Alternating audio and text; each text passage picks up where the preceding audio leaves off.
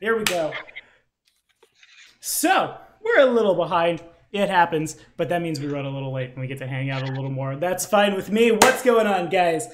It's time now for session this many of our playthrough of Pathfinder's mythic game, the only game where you get way too much power in a setting where you had way too much power anyway because you're a PC. Welcome to Pathfinder. It's Wrath of the Righteous.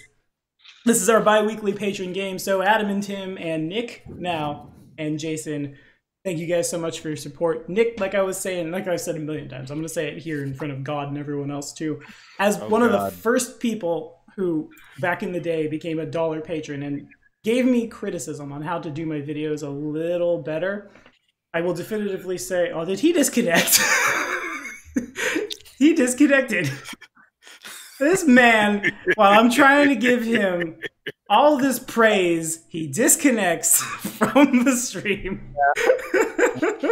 Everything good over there? With my monitor, and I guess I accidentally clicked something. Fair.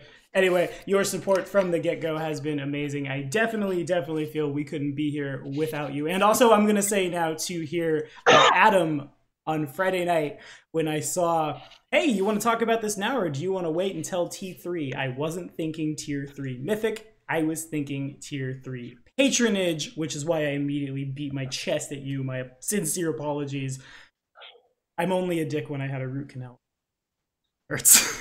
So, I still love me. And now... Yeah, I had 4 of my teeth pulled a while back, and then I got dry socket. That sucks. Oh, not good. I had dry socket when I got one of my wisdom teeth pulled. Really bad. Ooh. I'm going to break out that dice for the in-character reflection for the hero point. Of course, Nick's character is exempt from this and will instead get something else in its place. So 1 and 2 is Delvin, 3 and 4 is Kieran, 5 and 6 is Tempe. And it begins with the big man himself, Delvin Slaghorn, our mega giant dwarf magus. Oh boy. Okay, I found out that going to a party is fun. If you ignore something small and flighty, it will continue to try to get your attention. Arm wrestling people can be fun. Playing tug of war with a horse can make a knight of a powerful order feel a little bit embarrassed about himself. As you do. And yeah, now we're in a dungeon, and being big is not as much fun as it sounded, on the pamphlet. At character creation, yeah, it is. The struggle, as someone who often plays Mammoth Riders, is for real. And take your hero point, my friend. Next on the chopping block, we've got... The dice is going to be a 1 or 2. You guys just watch. Nope, we're going down the line. All right, Kieran, in character reflection. For the opposite of the large creature, the tiny creature in our party of holy nesting dolls. Bailers are scary. It could also be scaly. Maybe. Big things and small holes don't fit. I don't care what they tell you.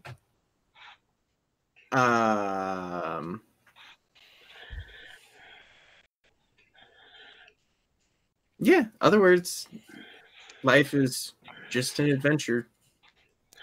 Keep putting one foot in front of the other. Take the hero point from our chaotic neutral wandery boy. It seems pretty, accurate. And Tempe, the old grandma with the sword cane, the oracle powers. We also run the age gamut here too, don't we? Well, no, we don't. We have a normal age dwarf and whatever age the lizard folk is, and then 2 real ancient characters. Oh, give me 1 second. Well, Tim died. Oh no. GG, Tim. Well, while we're waiting on... I'm back. Well done. All right, I just had to talk to someone. Sure. All right, so let's see. Feeling a little bit claustrophobic, but not as claustrophobic as my big friend. Yeah, there was a lot of healing that needed to be done at first, and so I felt very useful. And then I didn't feel useful for a little bit. And then we got to the church thing, and then I felt useful again. So yeah, that was me. Fair enough. We'll take it. And now, after you get that hero point, we're going to roll the clock back just a little bit because it's unfair to the man who was, where the Wi-Fi isn't on our last session for our first session for him to just kind of wake up in a strange place. So, Nick, if you would, in terms of class, because we're all playing, again, custom races from the Advanced Race Guide, in terms of race, in terms of backstory and things, if you could introduce that scaly looking thing laying in the corner. So, am I going backstory on this or what? All of the above. Your race, I'll your give a class synopsis. backstory. Well, I am playing as Grazak the Wanderer, as he is dubbed himself, and his people have dubbed himself. He is a paladin lizardman hailing from the northern, or no, not from the north. Well, from the northern edges of the River Kingdoms. Now, he is a special breed of lizard folk. He comes from a tribe known as the Wormblessed, which are essentially kind of think of how the Aslanti are to humans as the Wormblessed are to other lizardmen. They have very strong connection to dragons. It's said that they have it's very potent in their blood, even though that they aren't necessarily dragons themselves. So with that draconic ancestry, I'm rocking a spell resistance 12, natural armor +3, advanced the advanced point spread +2 to all physical stats, +4 to charisma, -2 intelligence, and did I already mention the natural armor? Yes, you did. And also have a swim and climb speed. Now, with my character's deal, he was another thing with the Wormblessed is whenever once every few generations a scion is born in their among them, and usually scions of the Wormblessed are not only very physically powerful, but also have very potent draconic magic. Like for them, it's the dragon blood is the most potent in their blood. When Grazak was born, well, complications in his childhood that involved demon marauders coming down from the rivers from Numeria and attacking their people kind of led to him not being able to tap into any of his magic. Now, the shamans were unsure of whether he was just inept at magic or if it was a result of being tainted by the demons when he was actually mauled as a child. They couldn't really tell. Either way, he was kind of a disappointment because of this, because they were really hoping that this generation he would grow up to be a great leader, a great, very powerful magic user as well as a warrior, but he only gets one half of that. And this, growing up, drove him crazy over it. He would always obsess over his inability to use magic, and he would constantly try to compensate for it by basically just shoving himself into every situation that he could to try and help his tribe or prove how capable he was in other capacities.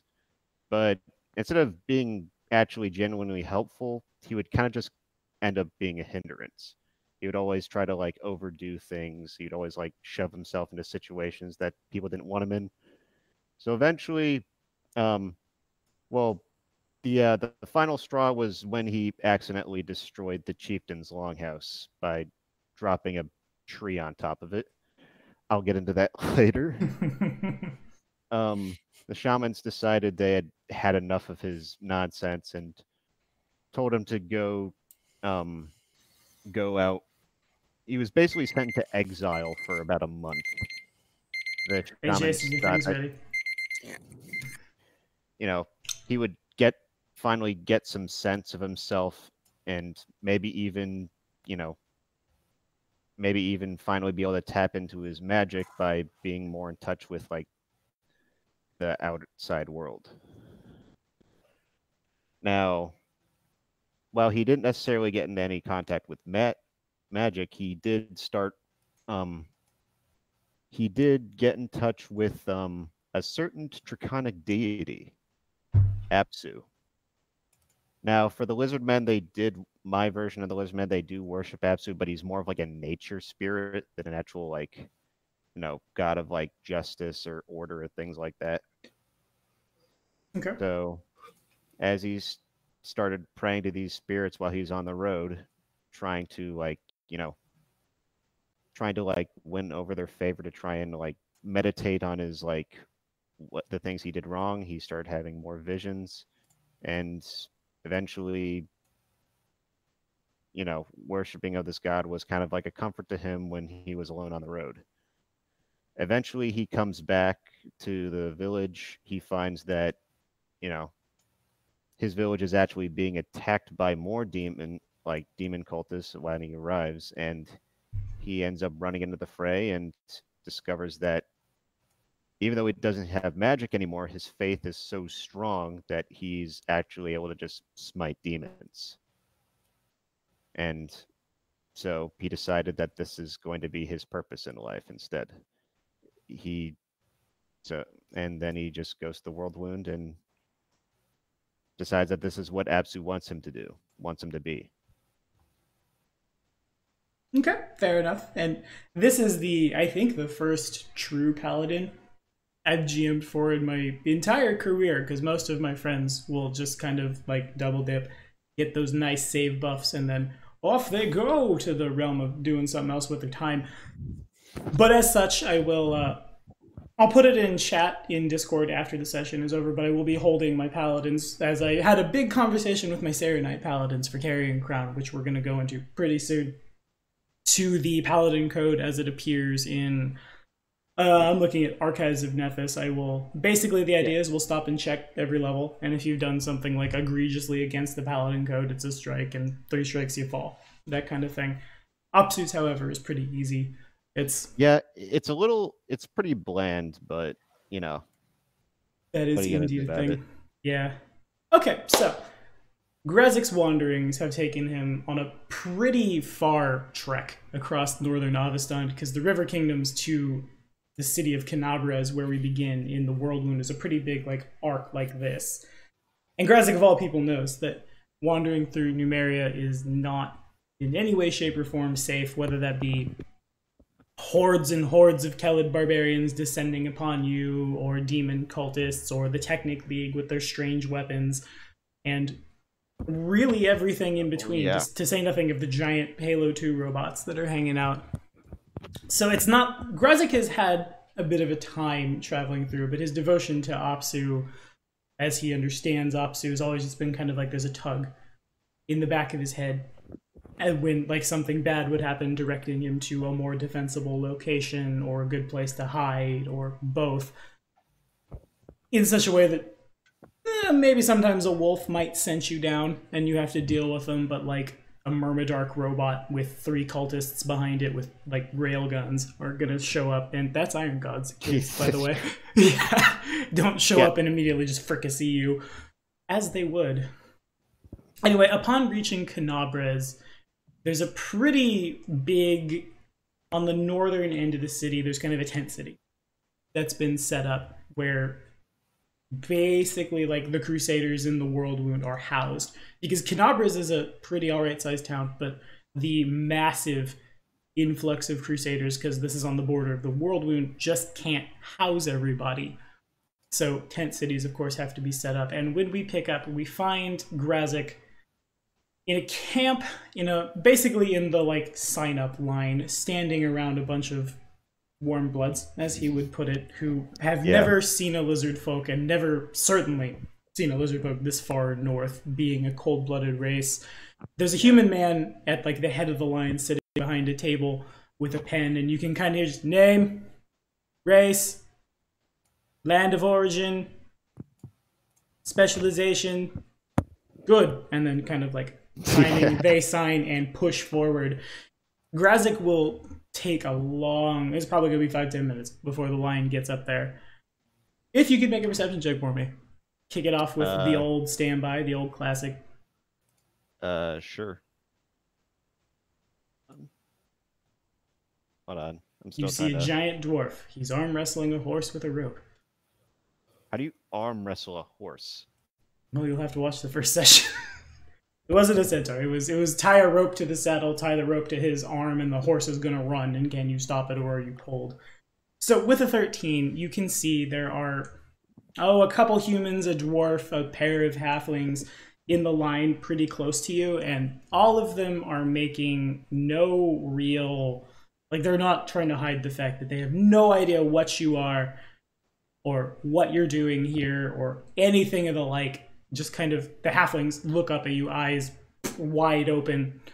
The human is a little less like a little less like that, a little more like sees you, eyebrows raised, looks away. Meanwhile, the dwarf, as they are wont to do, just beard foofs out.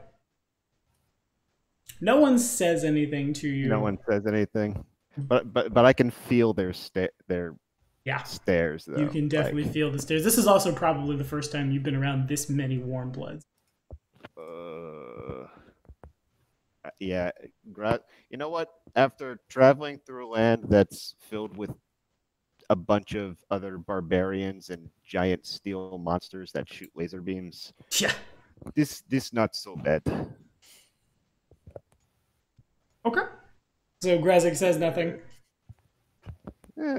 Unless someone else says something, but okay. Grazik's just like, he's uncomfortable, but he's just there.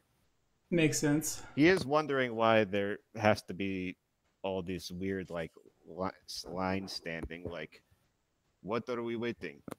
Sit in line to go kill demons? Just go do it. Kill them. I don't know why I'm going Russian for some reason.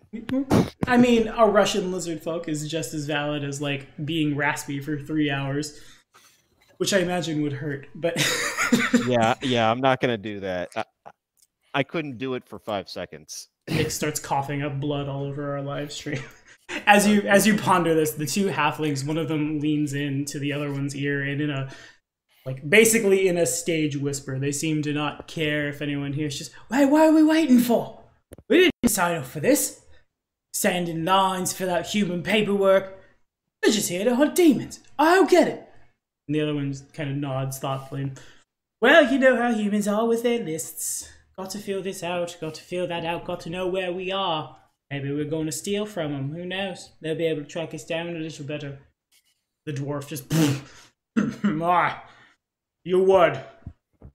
And the human at that, and as the human hears this, it turns its whole body, and you can see, I guess, yeah, Grazik could make a religion check to identify the symbol, because I imagine he hasn't seen a bird with a rainbow tail wrapping around, like almost like scorpion-tailed up. This little like swallow's body. Let me double check what my actual. Did I even put a point in the knowledge religion? Oh, good paladin. I did. Yeah, but I'm also like, I'm more like, I look more barbarian than actual paladin. That's fair. Oh wait, no. Plays like a slayer, hates evil. Yeah. Okay. With a 9, you see rainbow bird, and it is pretty, and it's very well drawn. I'll give you that much. But with a 9, okay. You have no idea as this human woman turns just now more grim. We can't judge people for their size. Just because those two tried to steal bread from us this morning doesn't necessarily mean they're gonna steal from the whole camp. Morgrim just and says nothing, arms crossed, beard floofing. The halflings both kind of like chuckle to themselves as the line continues moving forward. Yeah, I'm trying. So, all right. Do the dwarves or the halflings have any discernible features? With a perception check, both of the halflings each have a pair of daggers at their hip and are wearing... one of them has studded leather, the other has a chain shirt, and they look pretty quick on their giant, oversized, furry feet, whereas the dwarf is kind of just like bright, platinum blonde beard and hair that's like mohawk braided back down with an axe thrown over his back. Honestly, Grazak is probably very surprised to see how many different like kinds of like races there are actually here. Because I guess in like his mind, in like the lizard folk mindset, is like just warm bloods are just warm bloods, but seeing like a bunch of like different like halflings, dwarves, and all that. Small warm blood, hairy warm blood. Blood, Fair regular enough. warm blood, pointy ear warm blood. They all taste the same. All taste the same. Good to know. Anyway, the line moves forward, and they eventually. I don't say that, of course, but Sure. Eventually, as they get to you, there's a pretty fat human woman sitting at the at where your line terminates. There being like 3 or 4 people in a line that move forward. Without looking up at you, just name. Grazak. How do you spell that? Spell? Yes, letters. And she looks up and almost falls out of her chair as here's this towering blue-scaled lizard. I'll just guess GRA. Oh, Z. where are the demons? Z. In time. Race. My people are called worm blessed. Well, you don't look. You don't look like a worm. That's race lizard. Yeah. Specialization. I am not lizard. Excuse me. I am lizard not a folk. I am not a tiny thing that crawls around on tree and eats flies. Never mind. We'll let everyone else sort that out. Specialization, Mr. Grazak. Looking up with a little more like confidence under her now. I kill things. Ah, good. Another one of those. Very good at killing demons. Specialization, violence. And she doesn't finish that out before behind her, appearing kind of out of nowhere, just turning out of the crowd, and suddenly this human woman is very, very like present. An old woman's hand rests on the younger, more portly woman's shoulder as like her silver hair falls down in almost looks like actually like molten silver, how bright it is, just down her head as she leans a little forward, and it falls in front of the woman who's signing you up for the crusade over her face, and just no. This one is with me. And the woman turns, and in Draconic, the Waybringer has told me of your coming. Do you understand me? I do, but who are you? All will be revealed in time, my child. Please, come with me. And she holds out a hand. Well, I'm not sure what kind of expression would look how a surprised lizard folk would look like, with the weird facial structure. But yeah, okay. I imagine surprise on a lizard would have to be more of like less of like a big facial anything, and more of like stopping movement for a lizard that gets scared. Given that's how my ball python acts. Anyway, all right. Good. Razak will follow this strange silver female. She doesn't move. Behind this fat one is weird and talks weird. She doesn't move, and just please take my hand. It'll be so much faster. Okay. And as you do so, take her hand, I guess. And there's a sudden popping noise, as once you were standing in a camp, now you are standing. It looks like more or less just a big dome, a big, almost like a landing pad, if you will. From where you're standing, you can see all out through Canabras, and as the woman lands, her form changes from that of an elderly human woman to Has Grezek seen a dragon before? Probably the only dragons he's probably seen is of like totems and iconographies. Okay, so Maybe a wyvern, but probably not a true dragon. And certainly not a great worm, as suddenly just poof, into being comes.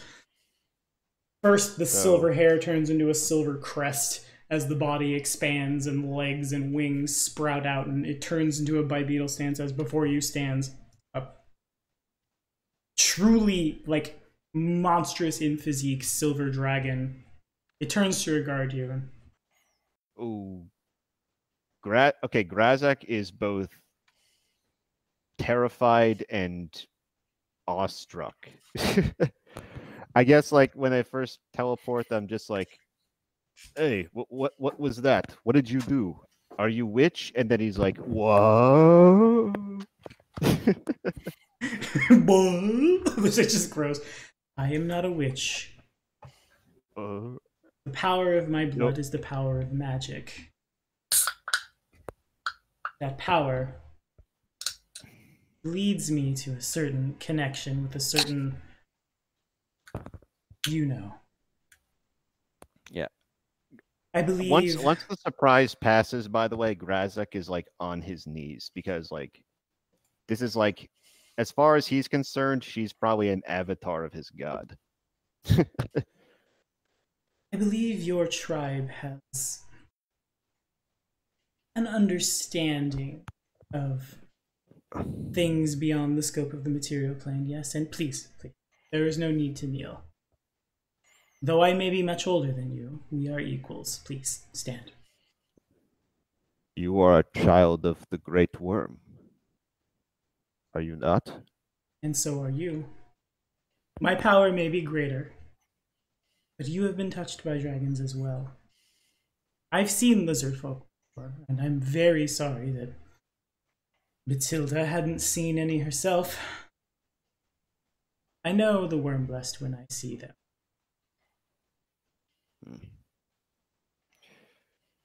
And so too does my master. The Waybringer, he works in mysterious ways, shall we say. Humanoids are not as ready for the knowledge of what is to come as, well, creatures like us are. And to approach in such a overt way a tribe like the Wormblessed may, of course, upset the balance of your tribe, upset everything, usher you into an entire different understanding of life. I believe your people, they worship a dragon spirit, yes? Yes. One of them, my people worship many spirits and we venerate our ancestors, but greatest of these spirits is the great worm, Apsu. Ah, yes, indeed. Apsu is much more than a spirit. I would take you to meet him now. What with the war in hell and the... Well, I'm sure this must be all very sudden for you. I would hate for the revelations to be too much, but... Let us just say that he watches down from his demiplane. And he sees great potential in your tribe. He sees great potential in you. Is that why he has brought me here? Precisely. The Technic League has many tricks up their sleeves. The Technic League has things even I fail to understand. But... Wait, hold on. Sorry to cut you off. Technically, are you referring to the people in Numeria? Correct. Okay. The biggest cult in Numeria is called the Technic. All right. Barbarians and laser guns and robots, oh my. Gotcha. Okay, keep going. Their weapons are beyond us. Not beyond me, certainly someone such as you, should they catch you in your sleep. Slavery or domination or worse await you. The Waybringer will not have this. In a week's time, the human holiday of Armas will come to pass. And though I personally think we are better served in the World Wound preparing for the final battle, when that day comes, if you will have me, I will take you as my squire, and I will teach you all the things that your time east of here has left obscured.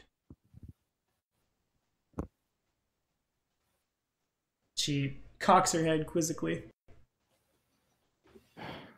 I am not worthy of this. As someone myself, I may be scion, but I've been my blood is tainted by demons. I cannot tap into my true potential as a being of draconic power. What We would understand. you have me do? I would have you stand. Would have you fight. Would have you... Let us start by saying there's more going on in the material plane than this world wound. A bigger fight awaits. And it behooves us to become ready for it now, and no better place to train for that than here. We can work on your... Oh, perhaps cognitive block, perhaps dark magic. But the power of worms certainly flows within you. Perhaps it manifests itself in different ways. In any case, your connection to Apsu is more than enough.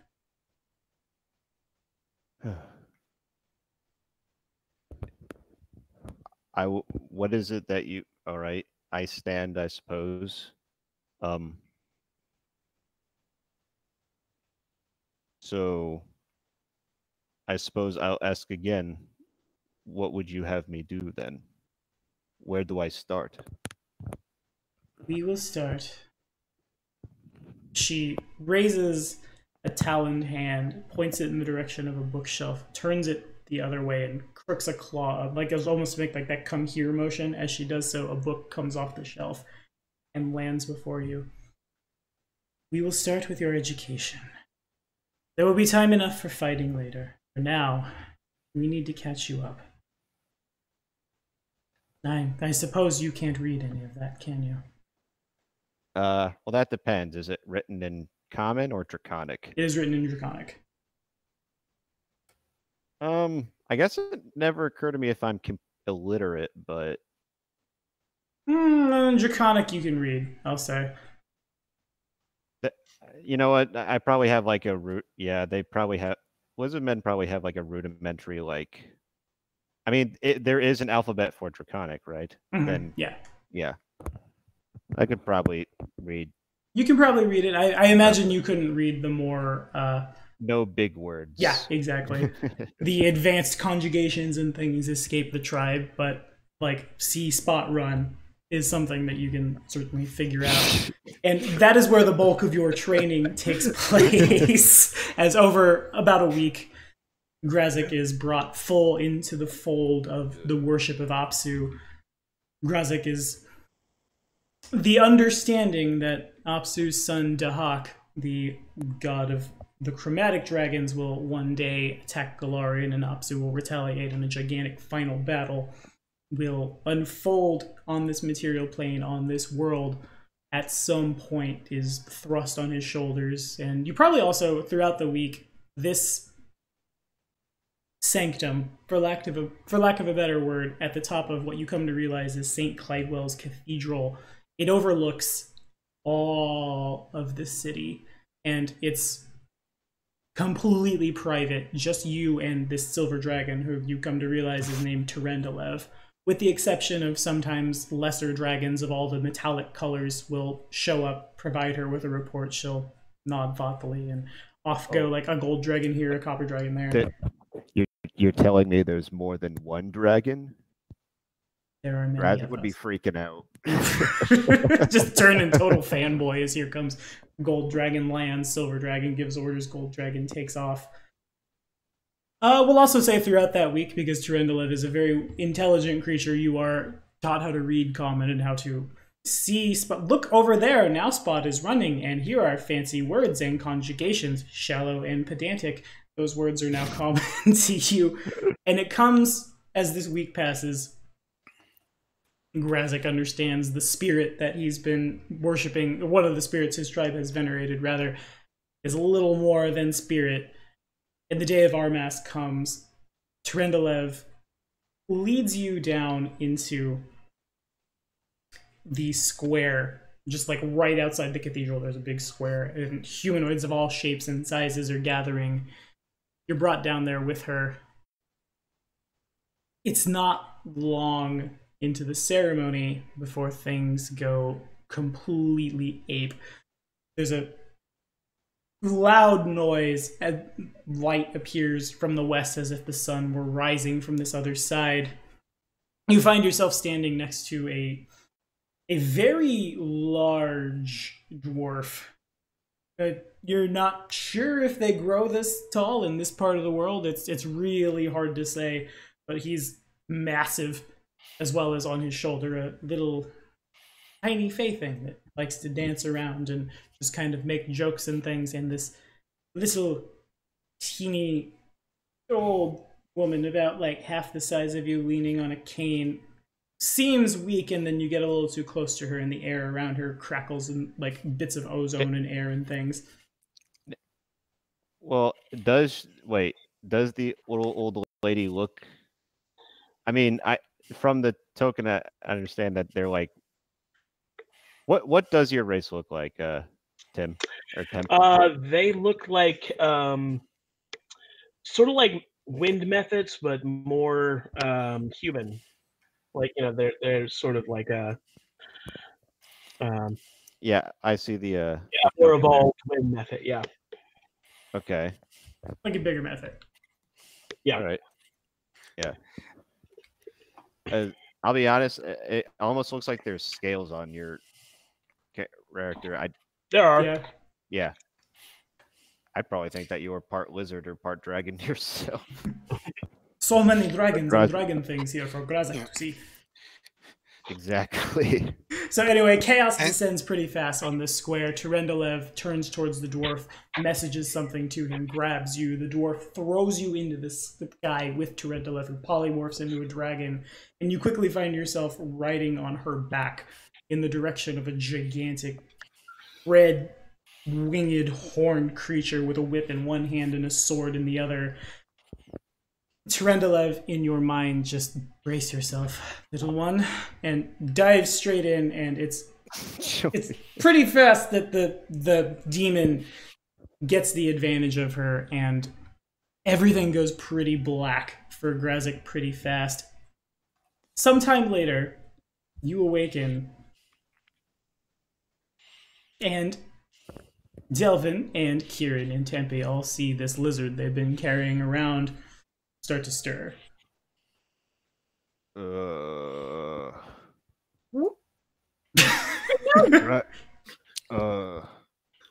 Grazak feel like tree fell on top of my head. Good question. That was a rock, not a in what? In what is a valid question, apparently. Wait. What? I'm lost. What is he speaking? Oh, fair. Sorry. I guess I think I have more languages than hero. Than you know what? I'll just say Friends knows how to Draconic do. because he's more saying this to himself, I suppose. He's probably saying this in Draconic. Does anyone here speak Anybody speak Draconic? Draconic?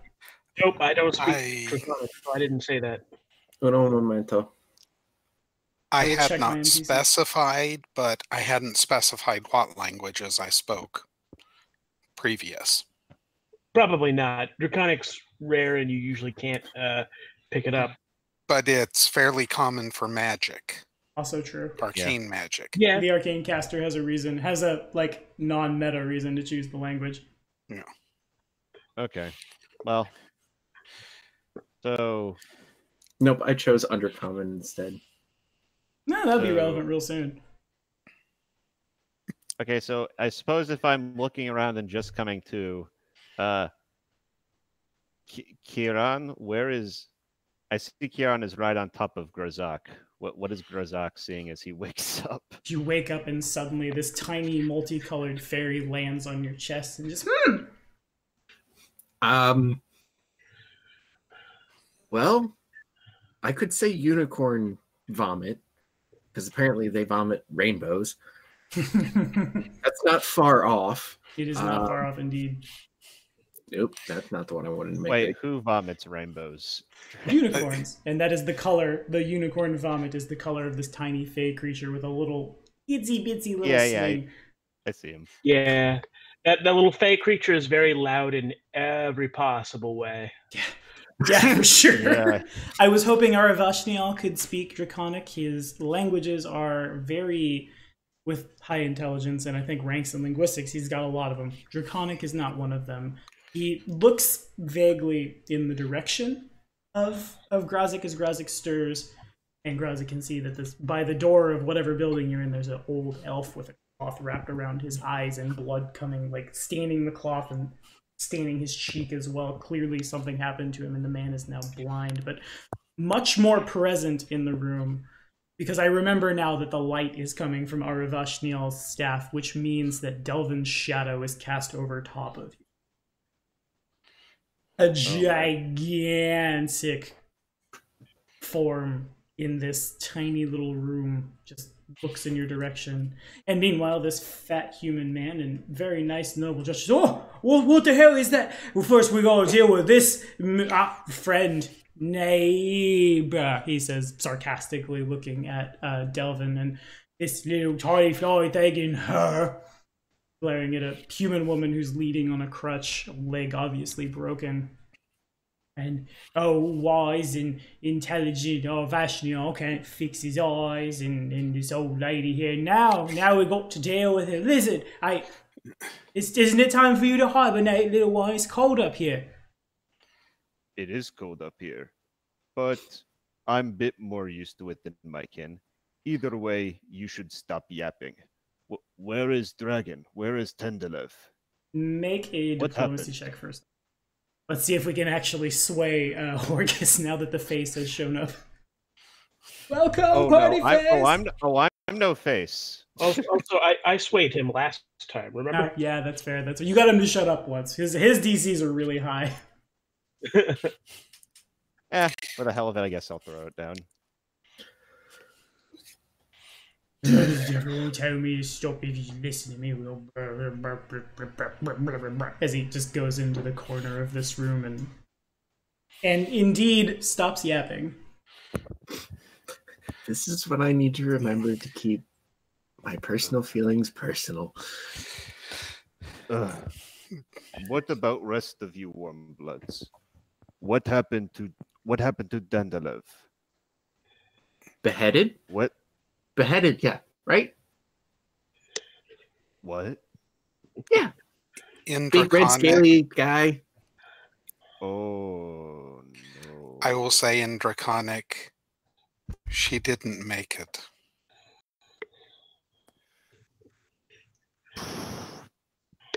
But okay, I'm gonna take. Grazak is going to be standing there for a while trying to process this. Oh, in pocket, gift from her. I'm sorry. What? In your I want to say breast pocket, but you don't have breasts. Scale mail. Where's you the don't thing know with scales? me. You lizard, right? Why does everyone say lizard? I am not a lizard. You warm bloods think we are. You're a reptile, right? Horgus nods thoughtfully at the notion of lizard and You know reptile. what? Says I'm nothing. just gonna start patting around. I'm gonna ignore the tiny thing and start patting around, trying to see if I actually find something because he keeps saying gift. And you do indeed. Do I notice anything? Without a lot of effort, you are able to find what you can clearly identify as one of Terendelev's scales. Oh. all four of them have a magical effect that we both talked about last time and put in chat. You guys can basically divvy it up how you want to amongst the four of you, but two of them can't work on one person. Only one can be held by one. So what are the abilities associated with the ones that we're holding? Yeah, ready. I'll dig it up real quick. I don't think I have to scroll up too high to find it. There's the art for the new Kieran. There's a tail slap attack of opportunity. I think it's in this one. Yeah, there we go. Okay, so one of them, which the one that Tempe has, is 3 times per day as a standard action, can cast Levitate, which pillar of clouds goes behind you and puts concealment down as you do so. One of them is alter self 3 times a day. One of them is electricity resistance. Add like casting resist elements 3 times a day, or rather electricity or cold, excuse me. And the final one is 3 times per day as a standard action. A scale can be used to cast a line weapon, but only to make a weapon lawful or good. Okay. And that's the one Delvin currently has. All right. I've got the levitate one. So there's a levitate one. There's a line weapon. So that would leave the resistance one and the alter self one. The resistance give. What does the resistance do specifically again? 3 times per day as a standard action. A scale can be used to cast resist elements, but only against electricity or cold. Okay. And the other one is just alter self? Yeah, which is depending on your typing, that's either really good or really bad. So Kieran could use the alter self one to turn into different Fae. Grazik is locked on his, like, what is your, did you pay for monstrous humanoid, or your regular humanoid, dragon, things like that? I'm a regular humanoid. So it would be more useful to you than it would be to Kieran, because you could turn into a human. Or an elf or a dwarf, or on and on. Other humanoids. Maybe. You know, either way, well, actually, I'm starting to think that might be useful to me. Yeah, you can go within one size category yourself, so you could become a medium thing. That does help you cheat a lot of the stuff in here, yeah. Plus, the aligned weapon, does that only work on manufactured weapons? It does not. This one can be used on natural attacks as well. Oh. And since you have 3 of those. That is tempting.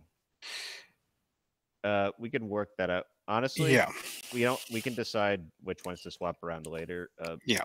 Once Grazek finds that scale, so he'd probably be like clutching it very like reverently, but also very like angrily, because like, yeah, she's dead.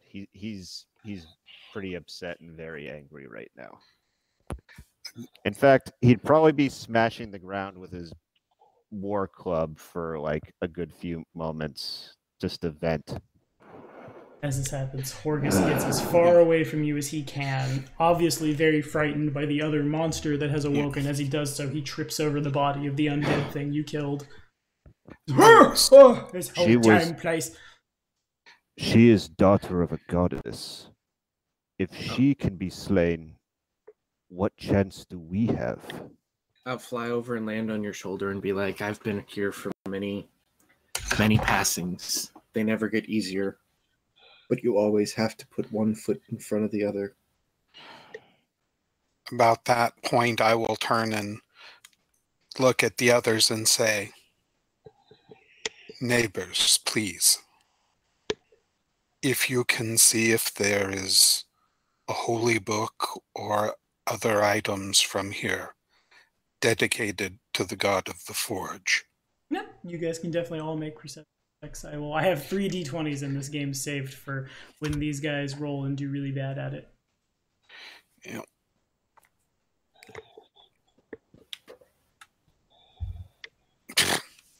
I mean, I'll probably just find whatever thing that looks like a book and just give it to you. Okay.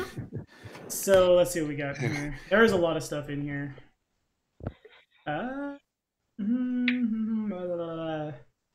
Okay, so this shrine always, like,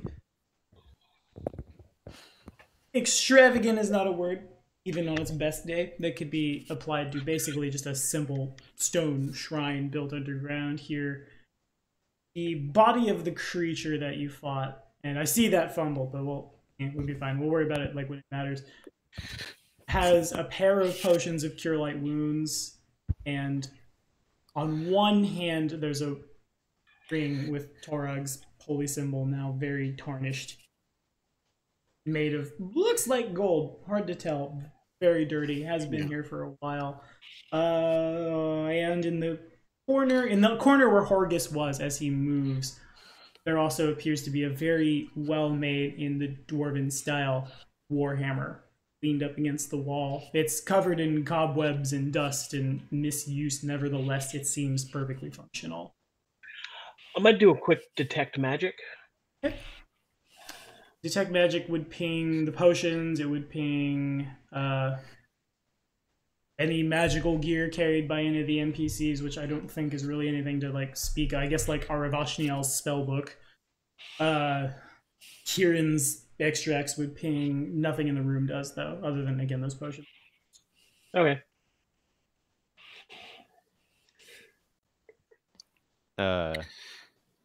Anyone able to identify the potions? They're potions of Cure Light Wounds. They're very like it's super obvious what they are. They are in a small bottle, red liquid. Okay. How many of those? A pair of them. 2. Caster level first, we'll say. All right. I'll reach over, grab the hammer, and put it in my pack and say, to give to the priests of the god of the forge. Okay. And as Delvin does so, the warhammer, which would be like a hand and a half weapon, can be two-handed, can be one-handed. Yeah. In the size of a medium creature for Delvin, it's kind of like like picking up a short sword on a medium creature about that size. Just whoop, whoop.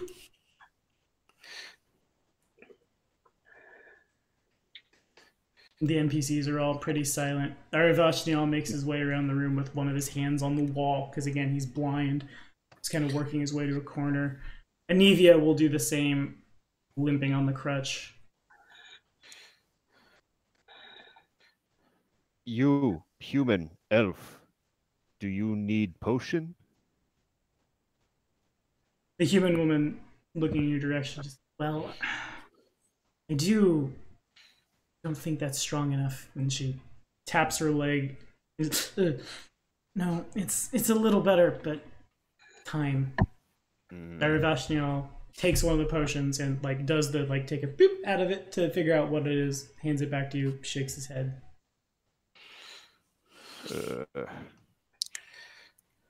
And makes a quick knowledge check because he's a brainy boy. Oh, we're blessed. At least that's what I think you are. A lizard that can survive this far north without dying certainly must have something you know somewhere. Of my kind. I do. I know many things. I also know that unless you brought a pair of new eyes for me, this will not suffice. Though I do not have a pair of eyes, no. Only the ones that are already in my head. I'll let you keep those. And I imagine we don't have the ability to switch them. And the ones that I have in my rations for snack later.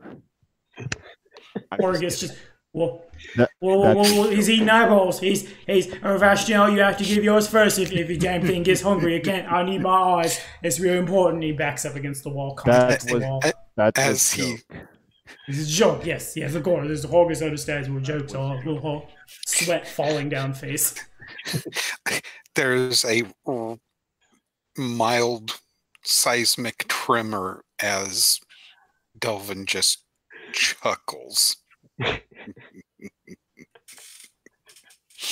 what are you, giant? I have never seen your kind before. Horgus walks out of the room. Pretty fast, just like not trying to be conspicuous, but he's not good enough to not be. So he very clearly not makes his way towards the door and out. I'll also take what gear I can from the priest so it can be reclaimed by Torag's worshippers. That being the potions, the ring, and the warhammer. Yeah. That's everything in this room. Yeah. And of course, the holy water that was outside. Well, the potions, I have no. If people need them, that's not even a question. Sure. But to Horgas, my kind are called the Forge. We call ourselves the Forgeborn. You look like dwarf as well. My kind are actually have draconic blood. Are your ancestors giants as well? How would that even work for a dwarf and a giant?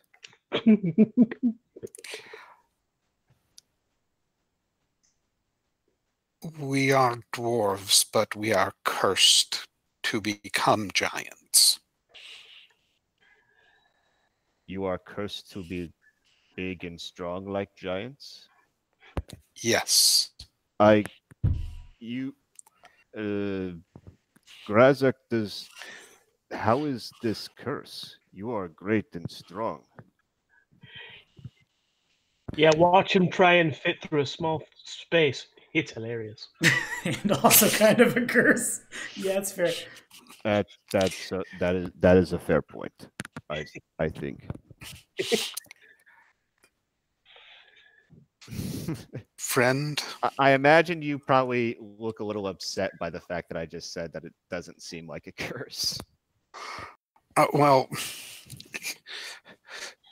he's had to live with the fact that there's a strong cultural self-loathing.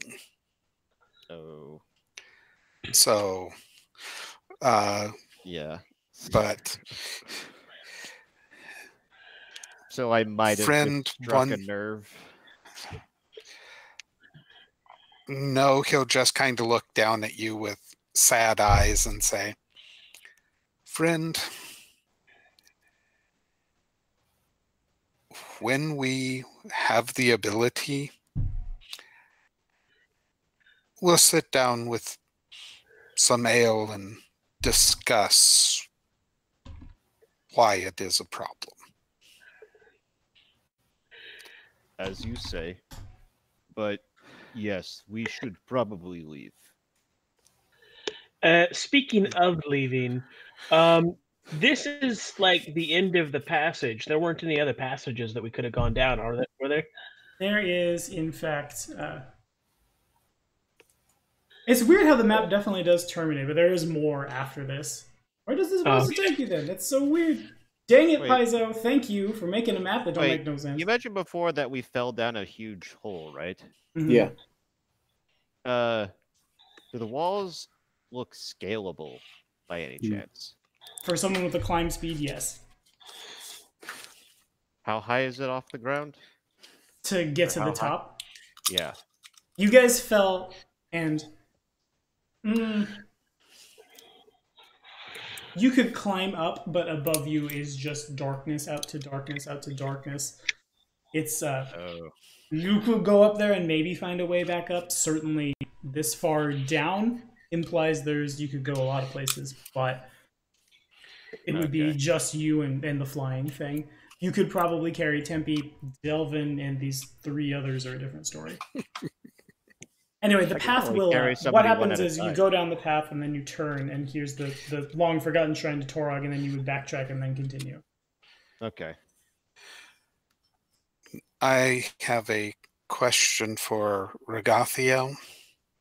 Or the Imperial Lord of Vengeance appears before you. What is your question, my son? Why, yes. The elven wizard. Okay. Aravashniel. Aravashniel. See, I got the Ashniel right. You get it. Sounds elven. Regathiel does. Yeah. Yep. Okay. Wizard. Yes. Would you be able to cast a spell to make me smaller? I used I forget meta-wise whether or not I can just flat ask him, hey, do you have reduce person and can you cast it on me? I mean, you can. You guys are both arcane spellcasters with a pretty similar spell Yes. list. So, okay. Yeah. Stand by, stand by. He shakes his head no. Yeah. Well, it was worth a try. I have a feeling things are going to get small again. Stands to reason. Well, we will see what we can do. He nods. Well, I believe you We cast will it find a once, way. did you not? Perhaps. This place Yes. seemed as defensible as anywhere out here. You could rest here. You could adjust your spellbook, prepare more of the castings, use person. Would certainly do. True, but my skill is only that I could cast it once a day. Oh, ask me! As you see me just get out of a little cauldron. The tiny thing is talking.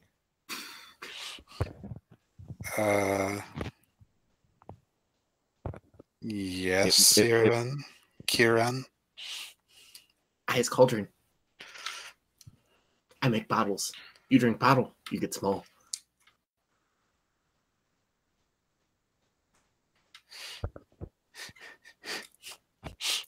So it sounds like also the vivisectionist could stop here and readdress this playlist. It sounds like the tiny thing has a solution to your problem.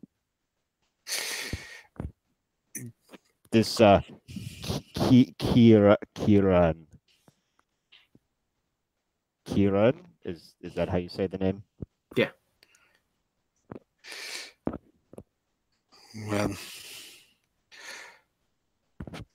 Only problem at this point is money. Yeah. So this is not a you have it on your spell list thing. This is a you're gonna craft alchemy to make a potion of. Oh. Okay. It still only costs 23 gold, 7 silver, and 5 copper for me to brew the potion, though. Where does the other door at the end of the corridor? Where does that? Is that another room that leads to something? Are you talking about right here where I've moved Horgus's token? Yeah. That was how you guys got in, except for Delvin, who got in from the side because of Torog. But Oh, that's how we got in. Okay. And then that blue sphere is no longer blue anymore. the holy water has been removed from the basin. So if we pool our gold together, I can probably brew a couple potions. Yeah. just to make sure we are on the same page, we are trying to escape, correct? Yes. We're trying to find a way out. To find our way to the surface. Though of course I cannot see, it sounds like this is where the first crusade, when they were corrupted by the abyss. This sounds like where they fled. I imagine if rumors are true, we'll encounter them at some point. But certainly, these tunnels should eventually lead up somewhere. Here's hoping Canabras is still in one piece when we arrive. Aravashnial musing through his spellbook as he sat down. Grazak is staring contemplatively at the walls. Do any of them look like they have any any tunnels or anything that might be higher up? Only one way to find out. Can I roll perception? If you Actually, would. I guess. Actually, you know what? Better yet, does anybody have a torch? There is light coming from Aravashnial's staff. If you say that out loud, the human woman with the busted leg will hobble your direction, and she touches your angry smack'em hammer and says something in we'll say in Celestial as the. Do you not have dark vision? I have low light vision. Oh, okay, fair. I thought you had dark vision. Well, regardless, she casts light on your hammer before Okay. hobbling back to lay down. All right. Well, Grazak will look for a way out in the meantime.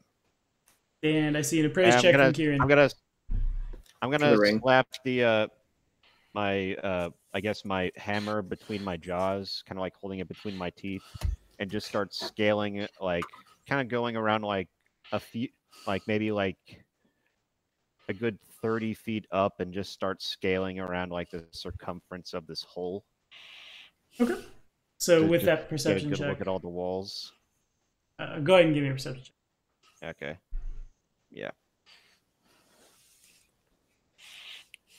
Oh, that's not good. It's not. It becomes pretty obvious that you could climb for a while and not find your way out. There's a lot of switchbacks, a lot of passages that like Kieran could fly through given his size, but for you, you can like get your head in and then you'd be horribly stuck.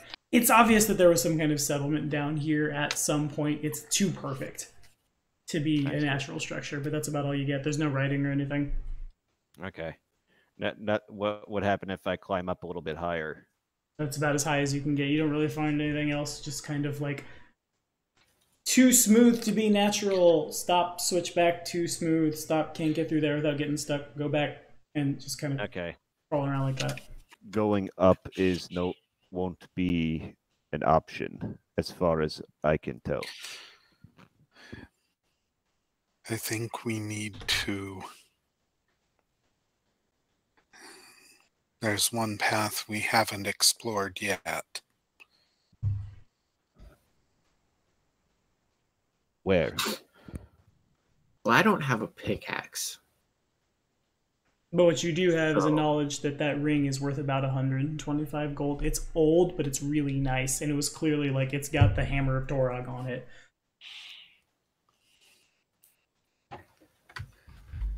No pickaxe. I have hammer. Grazak has said hammer. 100 and what? 125.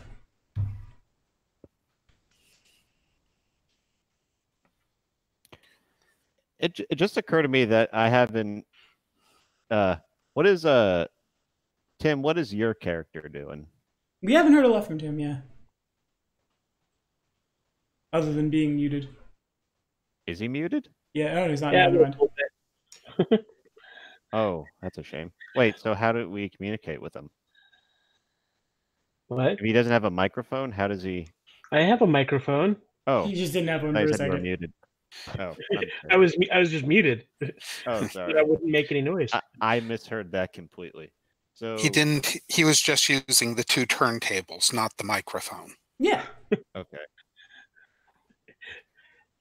But yeah, I've just been waiting. We're trying to figure out how to get out of here, right? Mhm. Yeah. Yeah. Is the wall still open? Yes. So it's a little less defendable, but I can spot you at least a potion.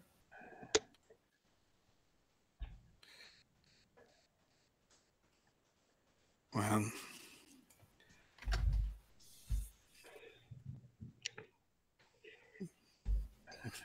while of all of us, I probably mind being underground the least. I still want to find our way back up to the surface. Well, And if need be, I can work the stone back into a wall. maybe. Well, climbing up, it seems like there doesn't seem to be any obvious way back up. It is all just shadow and dark the rest of the way up there. Does someone have 4.5 gold? I should. 4.5 gold? Yes. Oh, The Grazak just reaches into a pouch and just tosses a few coins at you. Yeah, I've got gold.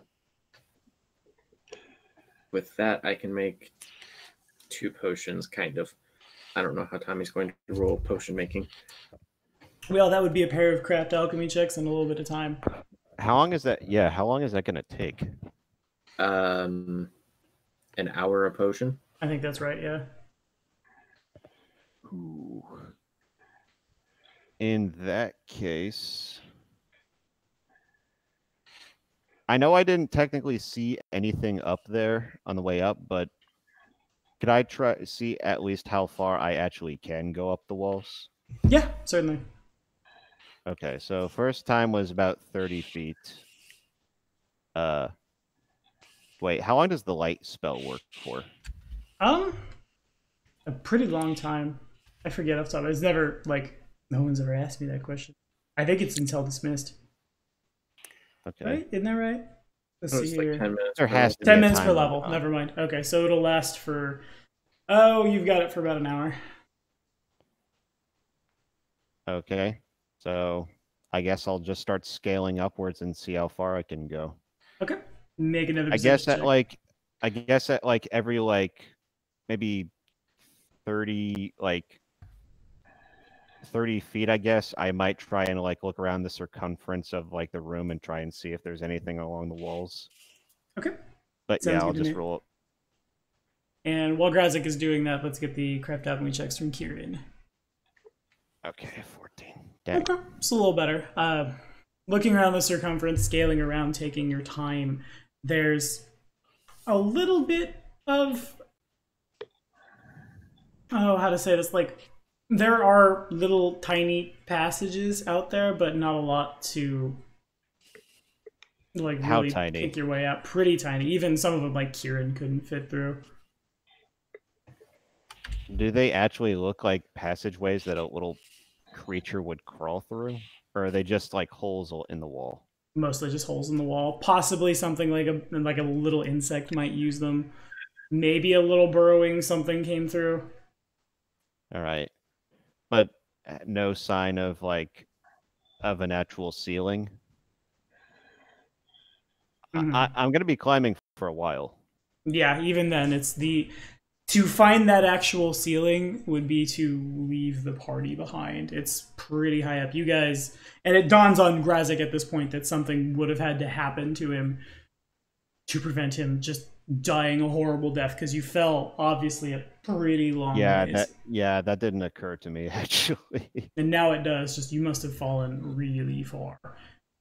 The falling from Tyrendalev's back to the surface would have been fatal, and then there's more on top of it. Yeah.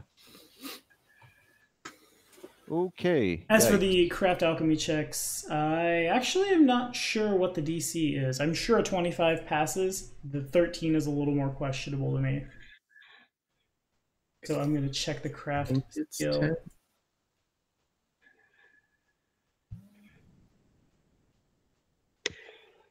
Just for the hell of it, can I make a survival check to see if there are any traces of any other creatures up there? Yeah, certainly. Okay.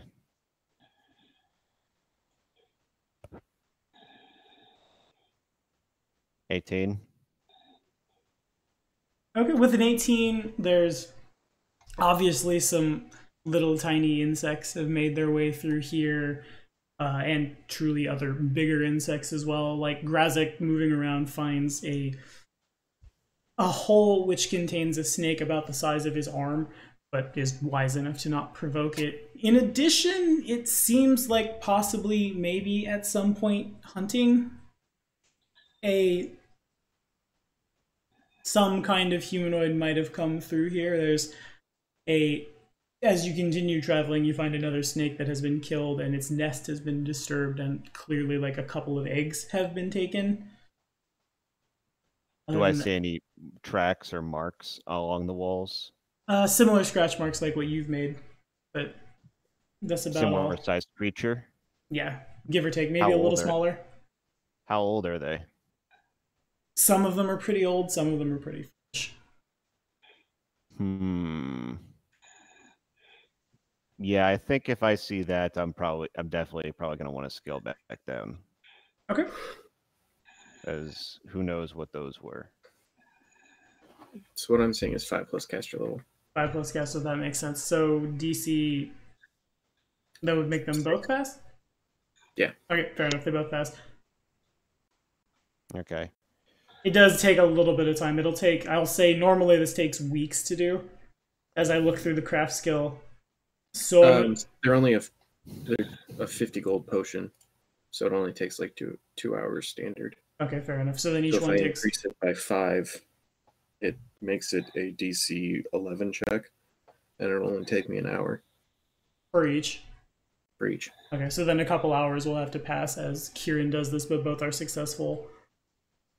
In that time, Horgus comes back and waddles in and sits unceremoniously with his back to the altar. Anivia and Aravashnial say nothing. It's the first, like, safe, easy to breathe point you guys have come across. Might not be safe for long. What do you mean? What are you talking about, Lizard? Oh, sorry, I meant to say that in we might not be as safe as we think we are here.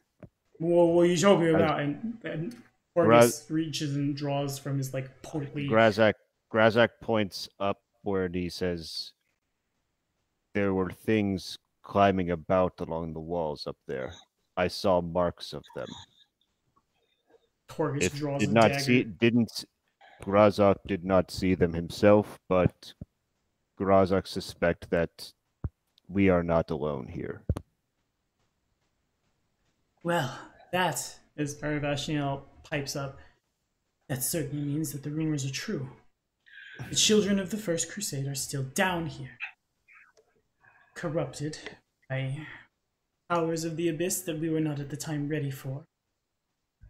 They live on in solitude down here. I have to wonder if they're friendly. If they're climbing the walls, then certainly they are no longer necessarily humanoid. Fascinating. He goes to, like, pull out a journal to write in it, then realizes he can't, then dejectedly puts it. I should like to see these monsters. Does Elf need help writing things? Do you know how to write? Dragon taught me simple education of writing with words and reading your warm blood languages. Ah, wonderful. And he passes the book over in your direction. Just make a note in here about how the mongrels are still alive down here in the tunnels, and perhaps if we find them, we can learn more about the First Crusade. Mongrels still down in cave under city.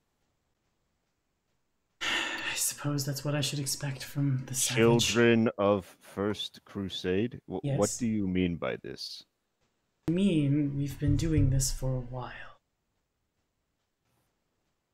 And the several first years ago. warriors that fought against the demons, they failed, and you're saying they were turned into these creatures, these mongrels? That is correct. Yes, yes, look at you! And he looks not at you, but, like, slightly off in your direction. Again, blind as not a bat. The bat would find you with echolocation, I suppose. The abyss, it corrupted us. It corrupted them. And though we know what we're looking for, we can deal with it magically. No, I'm pretty sure it's corrupted everyone. The poor First Crusaders, when they had children, the children came out not how they were supposed to, or so the story goes. And instead of killing them, were they cursed with demons' blood? Some thought this, yes. Some were killed in their very cribs. Some led here to raise their children in peace, or again, so the stories go. Gotta love them. Why do you suspect that they might be friendly towards us? Well, there's been no contact in 107 years since the world ring opened. Still call them mongrels. And we did call them that for a reason. We haven't talked to them. We don't know what they are. We don't know what they're about. They keep to themselves down here, if down here they truly are, though it sounds like they are. And why do you call them mongrels? Probably for same reason they call my kind lizard folk, because it's easy. Mayor Vashniel nods. Not quite a demon, not quite a human. Some mixture of the two, creating a mutant, a mutt, a mongrel, if you will. Truly, if I could lay eyes on them, they're probably fascinating to behold. I did not learn While much. we do this, I want to, I'll go ahead and step outside so as to keep a watch outside the walls. Okay, sounds good. If you could throw that perception check down. How long do the torches typically burn for? Oh, Quite a while. that was with nothing on it. It's just a flat 19. Okay, so the only thing Delvin sees as he looks around is, I imagine Grazik sometimes like dancing around the walls, and maybe like Horgus comes out and phases. People would obviously like come out here to relieve themselves. Yeah. Other than that, it's like there's not really a whole lot of much, but it dawns on Delvin that it wouldn't necessarily have to be to Torag, but like this shrine, a shrine still is, though it's fallen to disrepair, and something clearly happened to the poor, probably the priest, the undead dwarf you killed. The shrine could be rededicated. The shrine could be reaffirmed to Torag. It could be at least cleaned up a little. Yeah. If we have the time, I'll at least go around it, sprucing it up a little bit.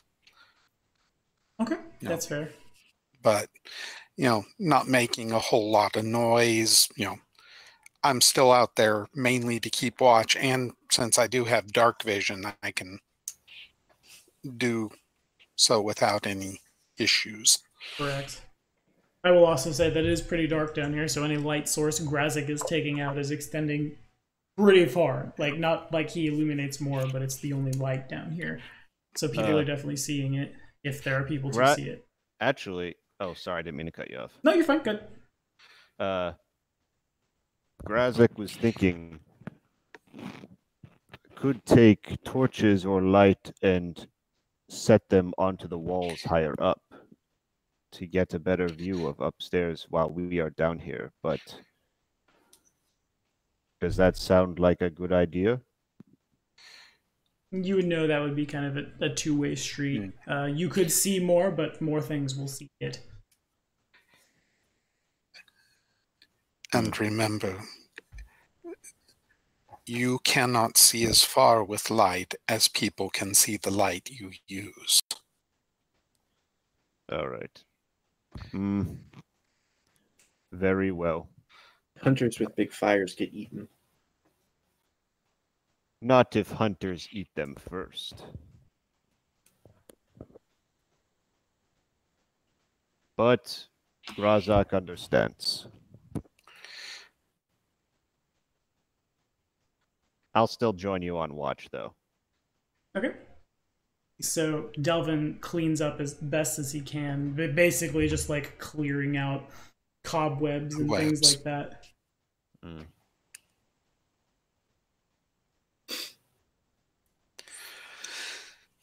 It's not a bad start. It remains quiet as you do so, as the potions are made by Kieran. While we're waiting, Grazak would probably be asking about Torag. As like, well, Grazak's people worship dragons and they consider them ancestries, and Torag is this. Grazak would probably think, is this Torag the ancestor of your kind as well?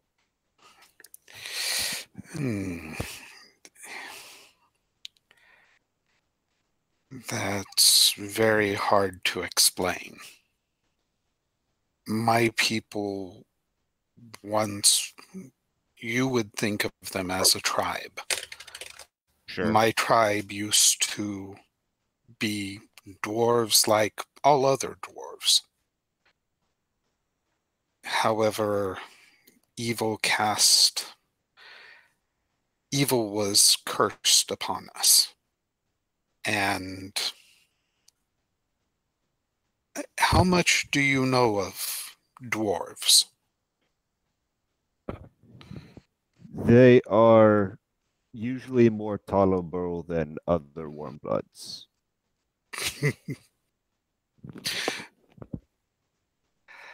Besides that, not much. Much, so much as I know now of Wormblessed from seeing you, but before I had no idea of great differences between your folk. My my shamans believe that my kind are the prodigy of the last true ancestors of my people.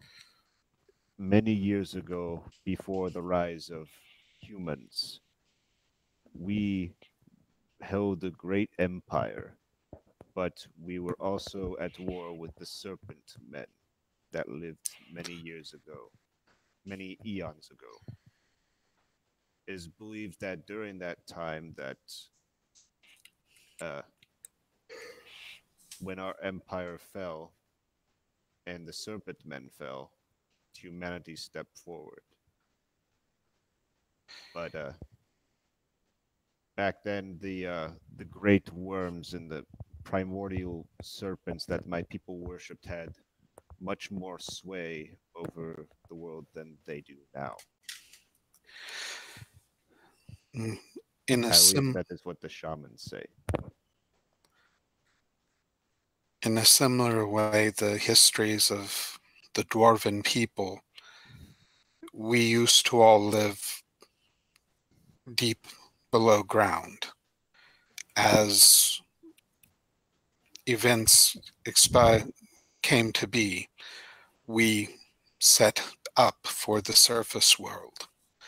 Along the way, we fought various races, especially giants.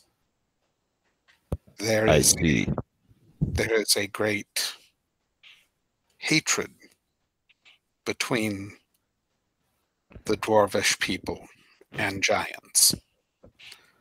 So when evil decided to curse my tribe, what could they do to make us feel worse about ourselves than make us what we hate? I see. Not that the size doesn't come in useful. I must say that sounds slightly less tragic than what I assumed you came from. Human, giant, and dwarf make baby. That would be most very, as you say, awkward. When you say dwarf and giant make baby, I just look at you. That being said, that is an image I now will not be able to get out of my mind. Burned in forever. Friend, I will now blame you for nightmares. if you want to get even, you could say something to me. In time. Besides, I will have to think long and know more about your people before I can come up with anything nearly that troubling a visual. Now that you mention it, that does bring up question of my people having dragon's blood. How would lizard men make baby with giant dragon? To To be fair, dragons can shape change into humanoid. Oh, oh yeah, Yes. fair. Oh But- yeah, like Tendelev. Yes. Oh, now I'm sad now.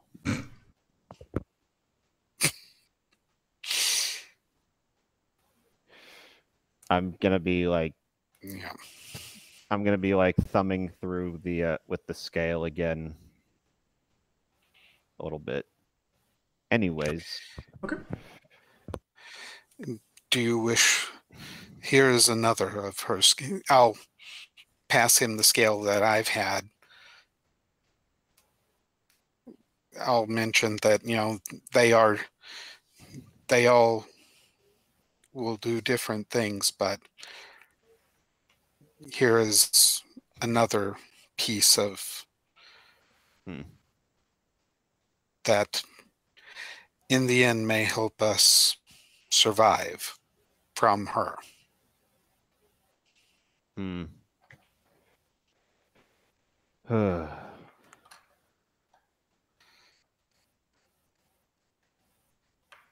Hold on, sorry, I zoned out for a sec. So good. I got like a text as soon as you said that. I'm sorry.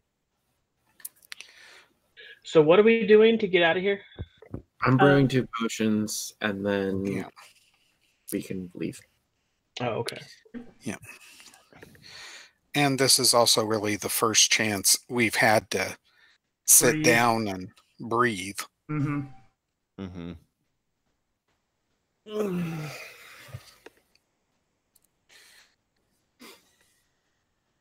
Well, you guys are the couple hours past, or Yeah. rather, 2 flat hours past. The potions are made successfully, so Delvin can squeeze when he needs to squeeze, and you certainly could move on.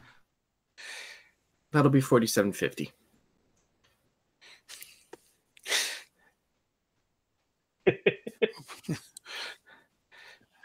Friend, Does he mean When we- pieces of gold? Yeah, means you pieces of owe, gold you owe to him me. 4.5. Yeah. And you owe me the rest.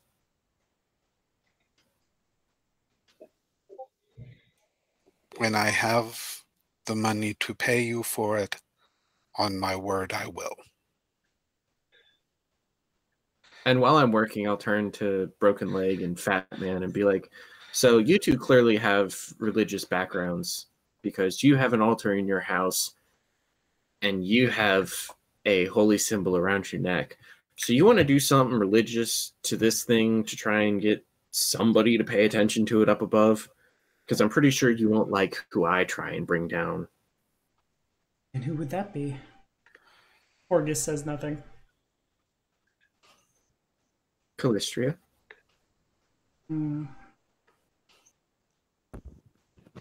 Because what's more fun than in the sheets? I mean, she's not a demon. You're welcome to try. I certainly could as well. She Anidia pulls out Iomede's holy symbol. What does he mean by fun in sheets? What is fun about throwing a blanket over yourself? Elf has blankets wrapped around his eyes now. He is not having fun. Oh my god! I'm gonna have so much fun with you! Why are you laughing at Grazak? Oh.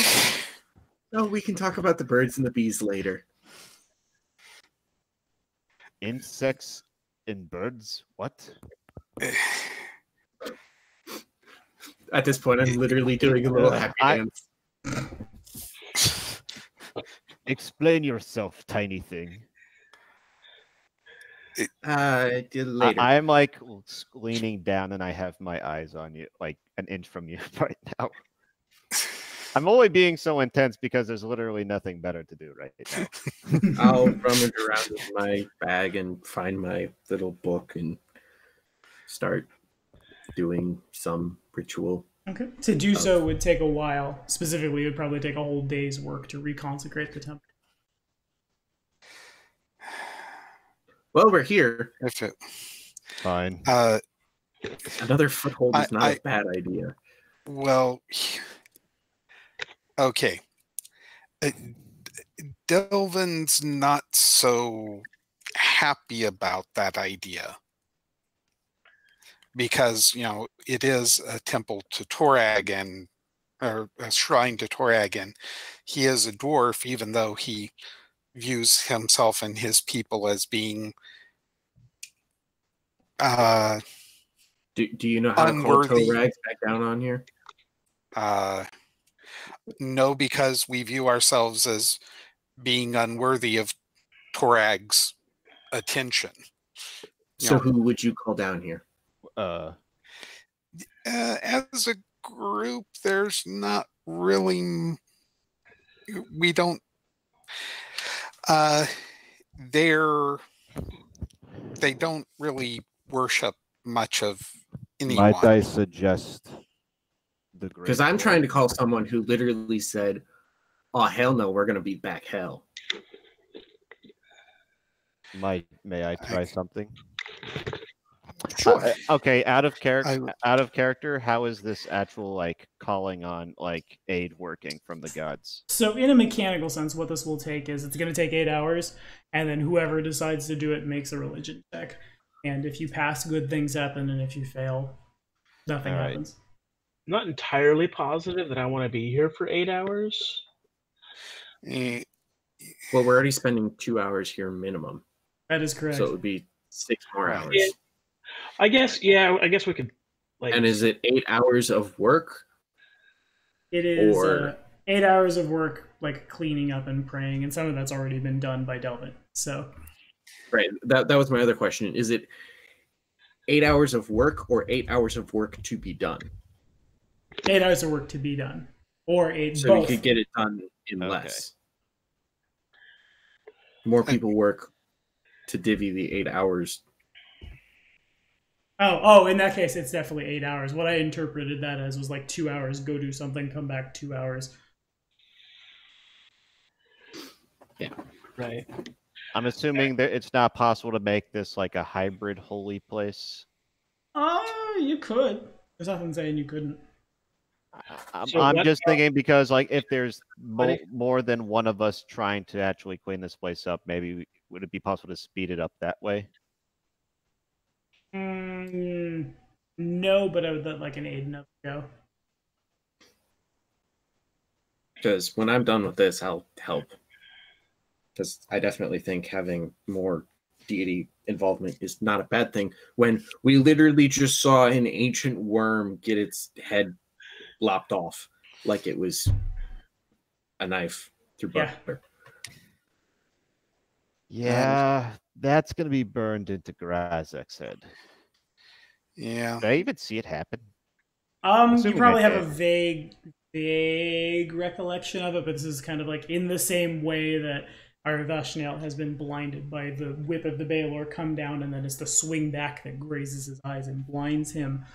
Yikes. You probably when the Vorpal sword hits the flat of the blade, hits the back of your head.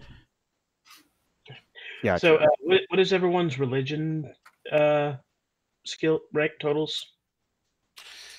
I'm rocking a 4. Anyone like the Oracle. 5?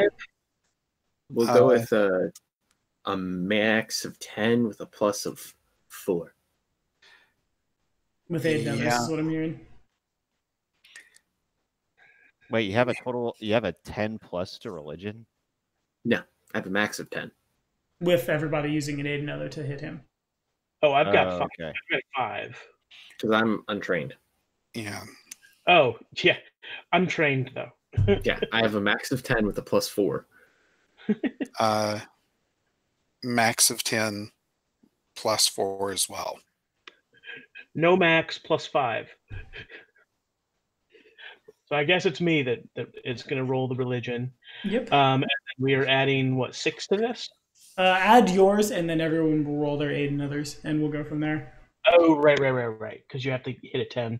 Right. Nope. Okay. I'm going to cast guidance. Actually, I'm going to cast guidance on each of you, giving you, I believe it's a +1, right? That's right. Yeah. Okay. So I see 15, 17. If Grazek would like to make a religion check to aid another. Oh, yeah, sorry. Yeah. So that, Tim, how do you spell the name of your deity? I'm typing in your Oh wow. K. Apsu. APSU is how you spell it. So Kieran can't really keep it together for the amount of time needed to pray. I imagine Kieran has a little bit of that ADD going on. Like, oh, let's go do something else. Fly over here, make another half a potion, fly over here. Delvin, despite his disconnection from his culture's faith, he's seen enough bad things happen to where it's definitely like it's a somber moment. He can reconnect a little bit with what probably is like a cognitive block in his head. Tempe is. Tell me about Ilmancha, actually, if you would. That's deity I know nothing about. Because I keep misspelling it in Google. Right. Why? We're absolutely sure that this is going to work, though. Yeah, we are. Oh boy. Well done. Well said, Adam. The Apsu smiling down, I guess. Yeah. I really just want to learn more about this deity. Because it obviously, like, the aid another is a crit, so Apsu's going to help, but... Copy, and it is in... There you go. Nice, thank you so much. Okay, Ilmancha. It is in nowhere. It is Agathonian Imperial Lord whose cult is popular in Verizian city of Magnamar, the art of the city. She is depicted as osprey-headed Verizian crone or a siren with a seagull's body. Her holy symbol is a golden goal with 3 concentric blue rings on each outstretched wing.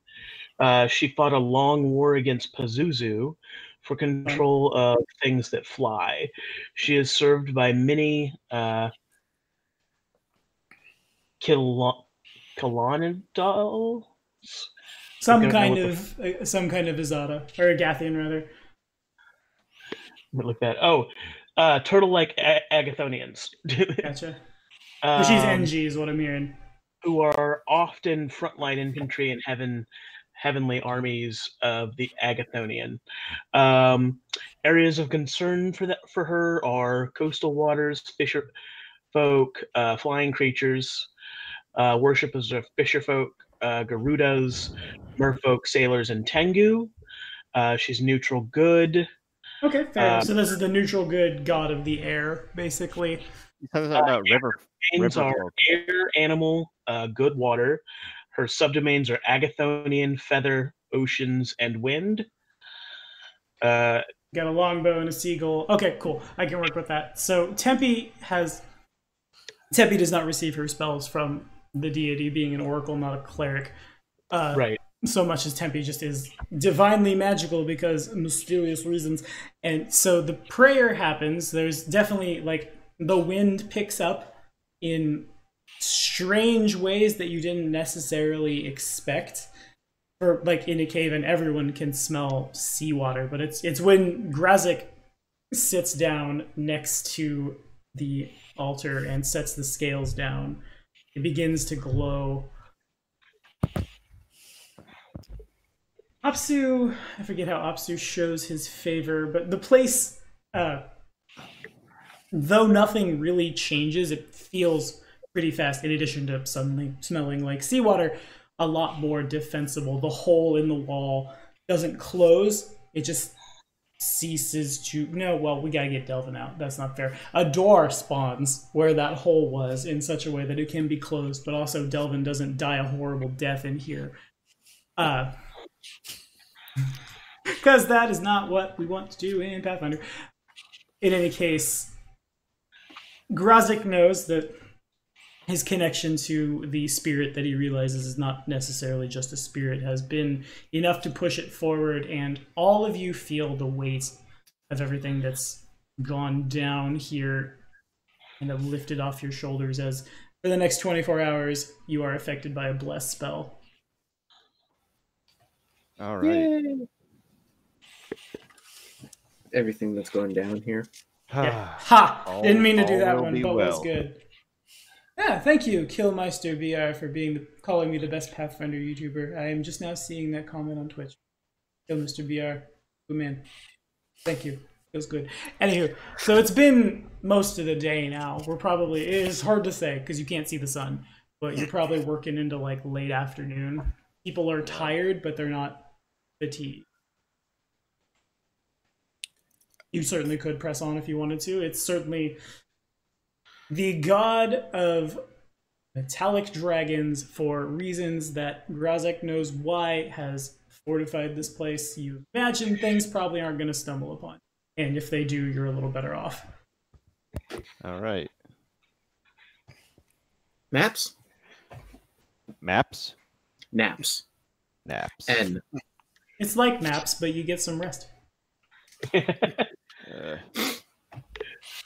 Delvin did use a spell-like ability and a couple spells. I imagine it's very cold down here, right? Is it? It's probably not warm. I can't imagine. I mean, it's a cave, so it's probably like 60 degrees. It's a cave. It's a cave in the tundra, though. Yeah. It doesn't matter. That's the wonderful thing about caves. They're the same temperature all year round. Yeah. Fair enough. Having formerly lived in Carlsbad, New Mexico, known all over the world for a large hole in the ground, draw your own conclusions as to our social life. A cavern stays 54 degrees year round. 54 degrees. No, fair enough. Okay. Fahrenheit. And I love it when I have players that are smarter than me because I'm a very charisma-based YouTuber. Okay, fair enough. And Grazek, who is not necessarily cold-blooded, but certainly not as warm-blooded as the rest of you, has been spending the entire time, has been spending 8 hours in 55-degree temperatures. We'll say Just keep because moving. you're like a pseudo cold-blooded creature. It's enough to where you're not like you have energy. You're not gonna go pass out in the corner because it's not warm enough for you. Yeah, but it probably is not very comfortable. It probably feels like walking around in like 40-ish degree weather for like a human. You're gonna survive it. You have clothes on, but it's not the best ever. Yeah, but it sucks. Yeah. If you can find wood, we can make a fire. We don't have that. That's what I'm saying. Well, huddle Here. for warmth. Have blanket. Yes, you can huddle the cat for warmth. Where's cat? I don't see a cat. Wait, is there a cat? Is there a cat? No, What have I missed? I'm cat size. Oh, fair. Yeah. I figure I put out enough heat, that you're at least going to be okay. Yeah, sure. Definitely not. Friend. I mean, I'm by no means like in any danger. Just Grazek he hates the cold. I can now. And he sees a giant dwarf who is literally just made of like meat and beard. He's probably you're a walking. To me, you are like a walking radiator. Yeah, and then there's me creating a wind chill. Yeah. That's the opposite of what Grazek wants. I now cannot put the idea past that Delvin is just a giant rock that sits next to a forge to heat up, and then you go put him somewhere to keep something warm. Rather, he's just the giant heat lamp hanging over the terrarium that is the dungeon, so the reptile doesn't die. Oh my god, if Apsu ever grants me a wish, I will wish for a giant heat lamp. A lantern of eternal heat, or like a ring of sustenance would do it too, I suppose. I'm just kidding, but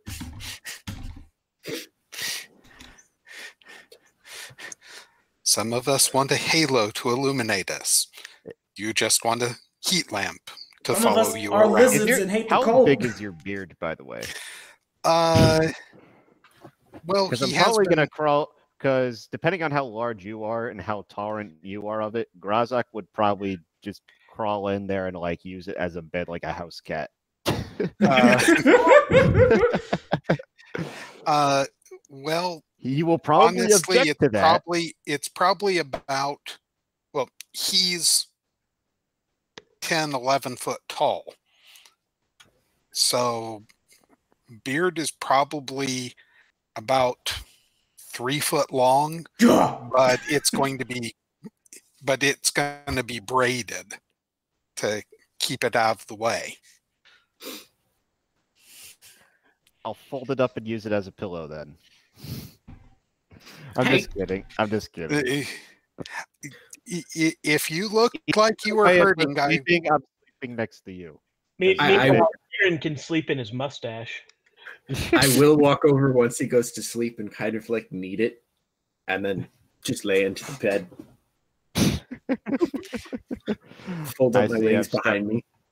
I've probably started something now, haven't I? Oh no, I was already thinking about it. I was like, I'm just gonna wait for him to go to bed and then be like, hey Tommy, I'm gonna craft like a little hammock out of his mustache inside of his mustache Just and like braid it around.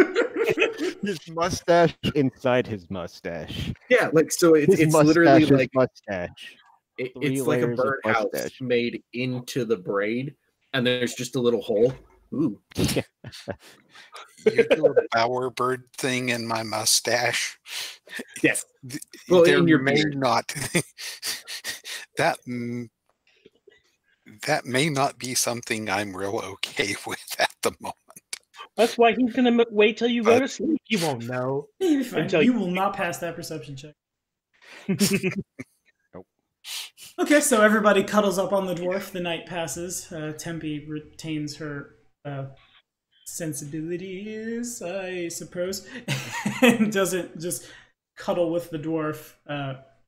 Orgus and Arvashniel and Anivia just kind of like take opposite corners. In this time, someone drags the body of the Zombo out. Because it's gross. Yeah, oh yeah. I totally forgot that was even there. No, you weren't here for the fight. I'm sorry. I was thinking that was for. Oh, well, that definitely would be the cleanup phase. Yeah, you're right. You're right. Yeah. It's gone. GG's in. I would also inter the bones best I could. Once it became obvious we were going to stay the night, I'll stone shape a cairn for it. Okay. Okay. I heard someone ask what was it. That would be behind a religion check. Tempe. What was what now? Sorry? Roll the bones. Roll the religion bones. Roll your religious bones. I think that would be more coming from the shamanistic Grazik, but... Okay. Religious Never mind. bones. Okay. Honestly, when you said roll your religious bones, I heard something completely different. Yeah, well, good. So with Tempe's religion check, she's able to identify what's known as a Huekuva, which is created when a heretical cleric blasphemes and then renounces their deity before death. In Unlife, they tend to hate and seek to destroy those who were members of the faith, and can even, like, they can be real easily mistaken for like a zombie or a skeleton or something like that. But they have a spark of intelligence that makes them a little more on the cunning and deceptive side, rather. And sometimes they can even be like shrouded in an illusion to make them appear truly as if they were what they were in life. Okay, dokie.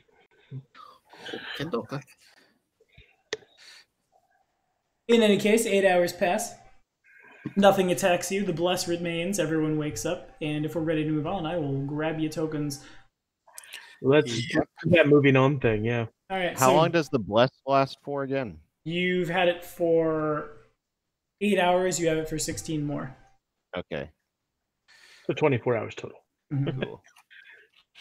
So this is about 40 minutes of travel as you guys continue to pick your way through caverns, and Delvin will need to use one of those potions or casting of Reduced Person to get through the tunnels. Yeah, I'll use... Don't one of the scales have alter self? Couldn't you just reduce your size? Or you could do that. Yeah, now that that wouldn't have been something he would have thought of at the first, but yeah, I'll use that scale instead. So then the passageway is going to, on the next map, it's going to come out as a single file thing. So if you guys could make a party formation in single file as we go to the next board. Alter Self lasts for a while too. I think that's hours per level. Yeah, hour per level. But Mhm. now that you've used the scale, though, are you able to use another one? 3 times per day. And he could end the spell to become big boy once again. I'm Okay. going to move these 3. They'll fall in as So- they do. Yeah. So what do we want to do with the other scale then?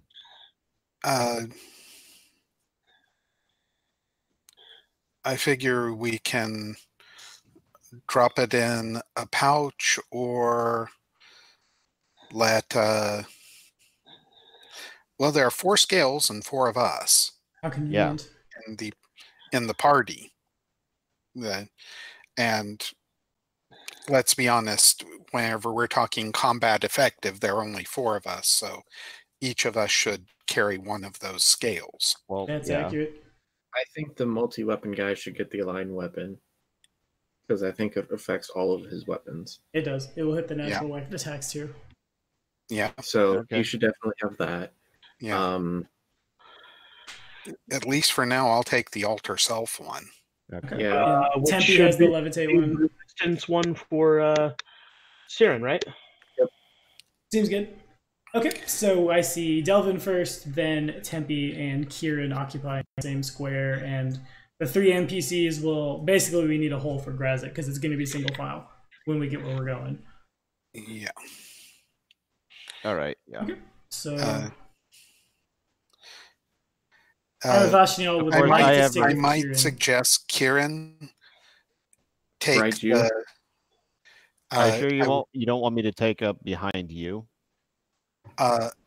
Actually, I was thinking at the end of the party for right now because you can fly back and forth over our heads. And that gives someone with a better ability to notice things than our The blind merchant friend elf or that, the yeah. person who's, yeah. So Okay, so Kieran disappears in Aravashniel's in his little pouch where Aravashniel's eyes have been riding for a while. Yeah. Anivia would like to stay as close to Tempe as possible. yeah. Okay, fair enough. Let me transfer everybody. I wish I could grab all the tokens. I think so.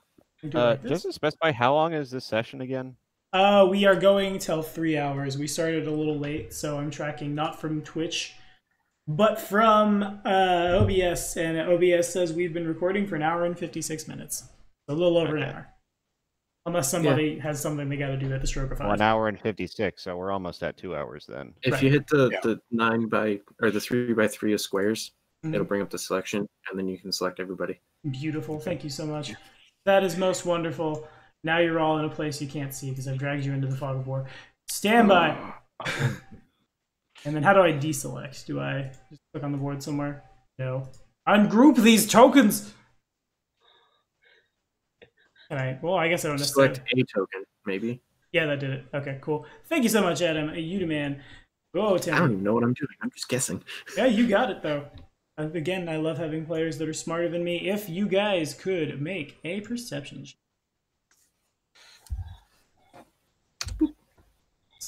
Delvin's gonna have to be a little farther forward. I got really worried because I thought that was a 1. No, I had a 1. It was like a 1. I think I left Kiki behind. Nope. Oh, his token is so small I can't find it. There it is. Okay. Here we go. Come on. I may have moved it to there when you left it. Well, thanks, nerd. Okay, so Okay. now that we're done making a temple to an Imperial Lord and a true god, as you guys make your way through here, again, it takes about 40 minutes of travel. And it ends after a gradual rise, about 30 feet of elevation. The passageway begins to make its way up. Stop spitting tokens, it distracts me. You all are a bunch of toddlers. Anyway, Speaking of distractions, if you could just look at that last skill check there. yes, nerd, I see. You did well. I'm proud of you. As you guys make your way to the top, several stone figures are carved into the walls, like Falls of Raros style, just like spot carved out, stone figure carved, each of which clearly, based on their weapons, their armor, holy symbols, etc., depict crusaders. But they're, instead of like the expression of Deus Vult that appears on most of the crusaders' faces, it's more of an expression of sadness, an expression of sorrow. And it's, in addition to the fact that Tempe's pretty sure she can hear Kieran moving around somewhere back there, maybe, Tempe also realizes as you move into the room, Tempe looks up at the ceiling and there's a couple of, they kind of look like nets, but they're clearly some kind of creature hanging from the ceiling. They are obviously alive in the same way that like a bat would move. It seems to hang that way, but doesn't move to attack. Rather, they just, almost like scared animals, they just quiver. But they look like nets. Yeah, as if a net was hanging from the ceiling. Okay, I'm gonna point out the weird net creatures. Like Okay, and I'm gonna pull out my my bow just to be safe. understood. That's weird. How high up on the ceiling are they? They are, how high is this? Do not tell me how high the ceiling is. You cowards! We'll say 30 feet.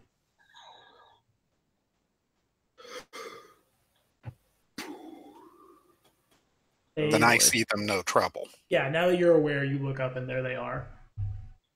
Okay. What are they? That would require a knowledge check. I won't tell you which. Zombies are relevant. It's religion. This one you have to guess. So maybe nature or dungeoneering. Both Yeah, of I those don't seem have like either. accurate first starts. And I'll also try planes. Okay. I know You'll nothing. never.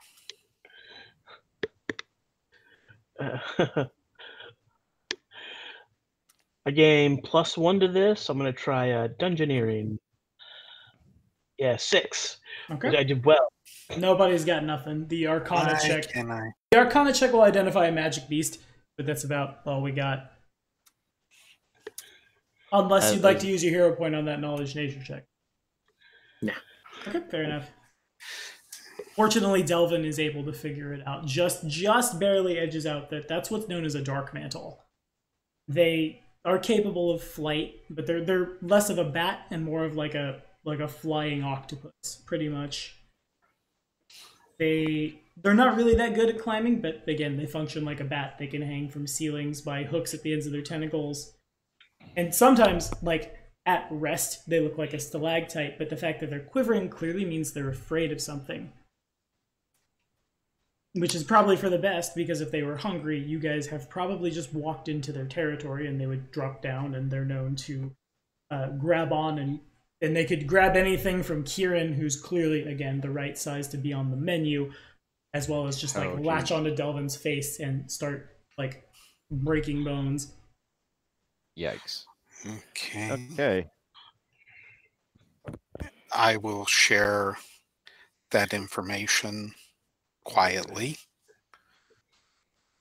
Oh, also I'm recasting my air barrier. Gotcha.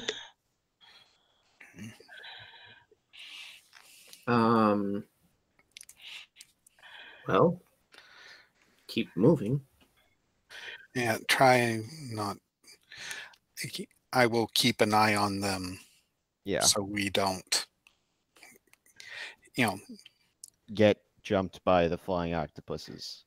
Make yes, sure we but- know where they are, but they're afraid of something. I'll move them here. I'll put them here in Pair of Dark Mantles.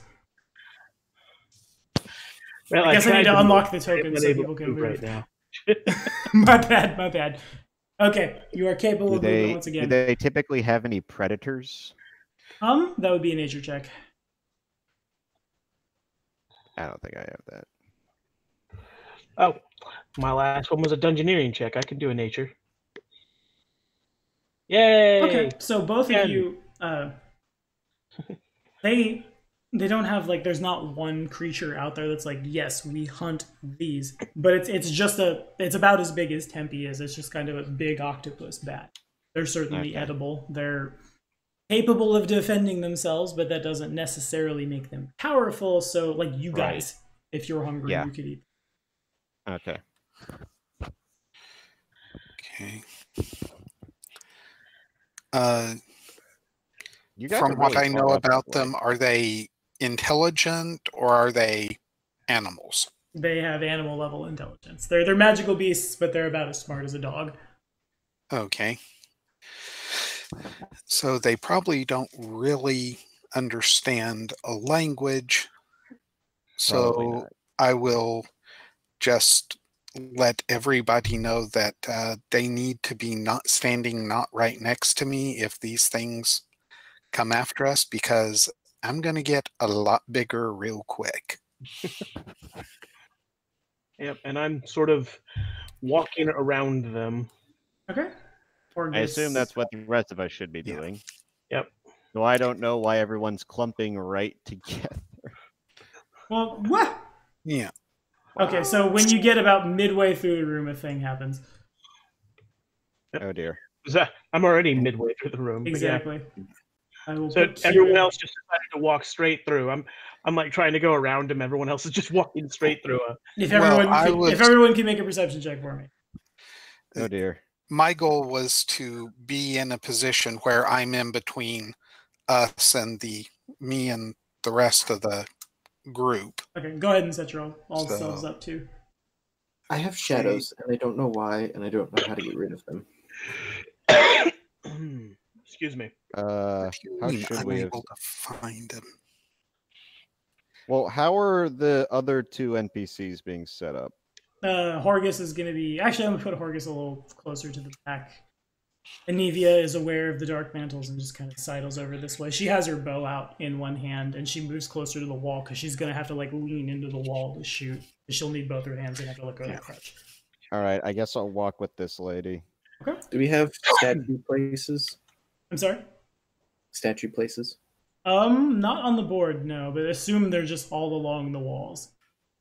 Okay, I'll be leading Aravashniel around like Ratatouille to the statues and then describe the statue.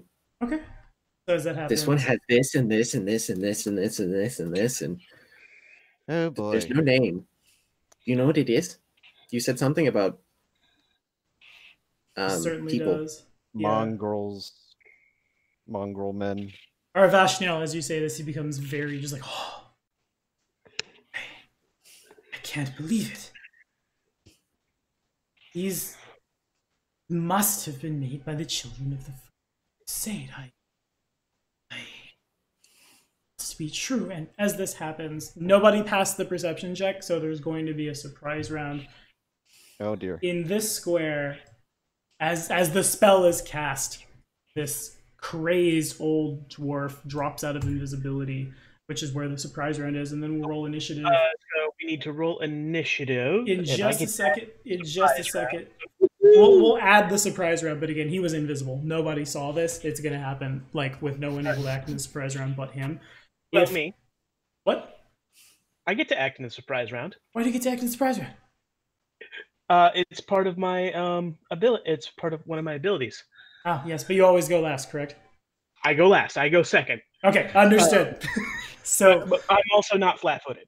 Understood. So this crazed old matted-haired dwarf appears out of nowhere. Just, you stay away from my food, and he says a thing in magic-y language. And who do we like the least? I'm gonna say if Tempe, Aravashniel, I'll roll for him obviously, and Delvin could all make me. I want to say it's reflex, and then we'll roll initiative. I'm pretty sure the spell's got to be. Why did I type in reflex? I need to type in the name of the spell. Okay, 17 looks pretty good. Well done. Proud of you. Okay, what's my DC? This is a level that spell. Oh, I don't need to. I'm last. Just put me last. Noted. Your oracles and your oracle curses. Are we rolling initiative? Sorry. If you would, yeah. Okay. And then since he did whatever he did, I'm gonna go shoot him in the face. Actually, no, I'm not. I'm gonna cast Doom on him. Okay, got it. We'll need to resolve other things before that happens. So, because he is cast gonna a be a will spell, save. I gotta grab the reflex save, which is not written on the sheet, and that makes me. Yeah, it is. Okay, so he kind of sucks. Man, you suck. Stupid full caster. I think everyone passes. Aravashniel has to roll too. Because Aravashniel's caught in it, and Aravashniel passes on the die. Yeah, everyone passes as I'll draw on the board. Originating at this square, the floor is greased. And now Tempe casts Tempe's spell. I know, my art is so great. And I need a will save, you said? Yep, DC 17. Right, I add more than +1. Right? Oh. Hold on. I might not. This guy's a little itched in the head. Yeah, okay, he passes. Okay. And now we'll grab initiative. Okay, Kieran is first. Kieran can also see as the spell is cast, the dark mantles above you. The fear intensifies as this old crazed dwarf pops out of nowhere, and they continue to shudder, but there's enough they look in the direction of Horgus, being a little back of the pack, basically. Yeah. This is on the not party dwarf. Got it. So dink, dink. Well, buddy, that does not hit.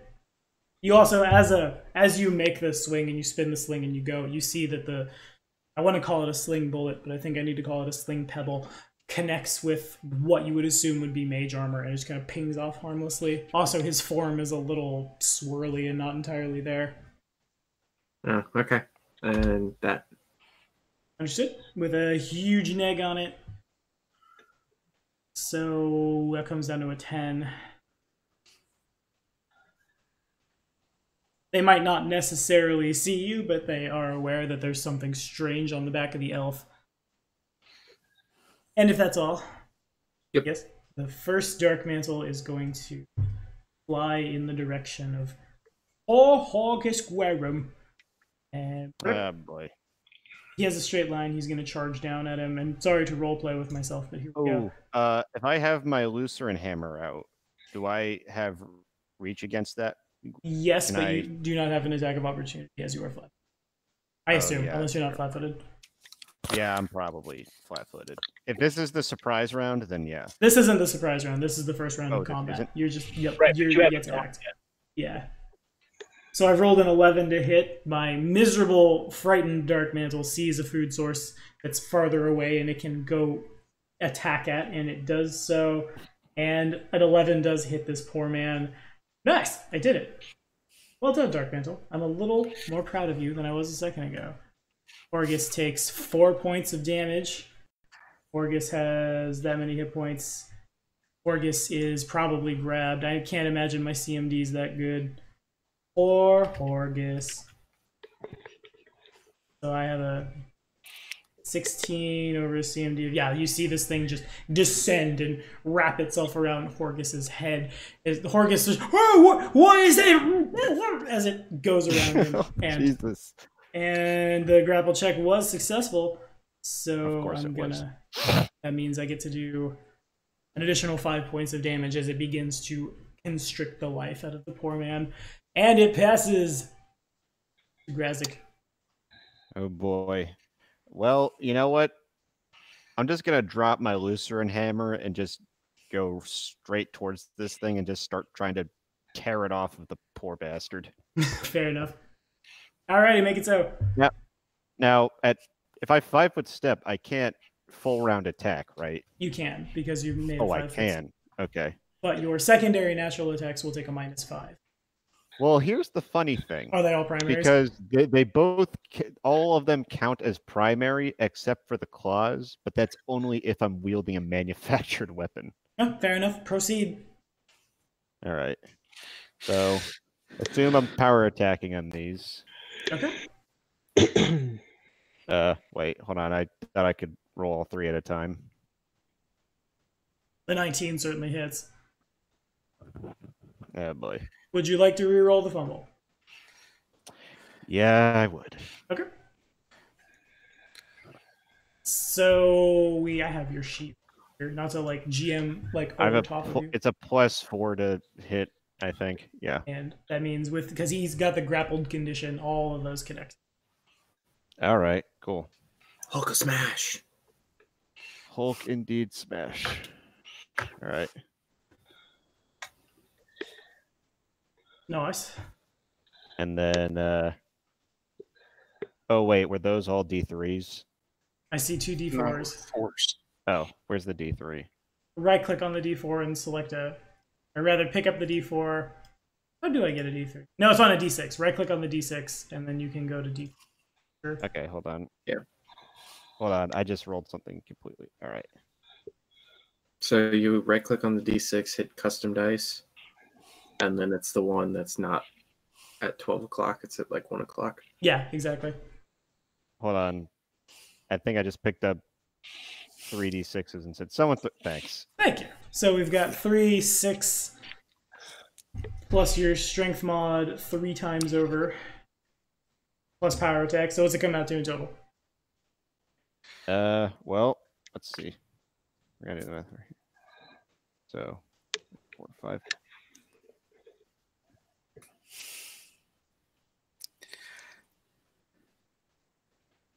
Not a lot. It's just let's see. Just 18, I think. Yeah. Okay, understood. 18 damage tears pretty far into this poor thing, and it screeches out with its mouth parts near Horgus's ear parts.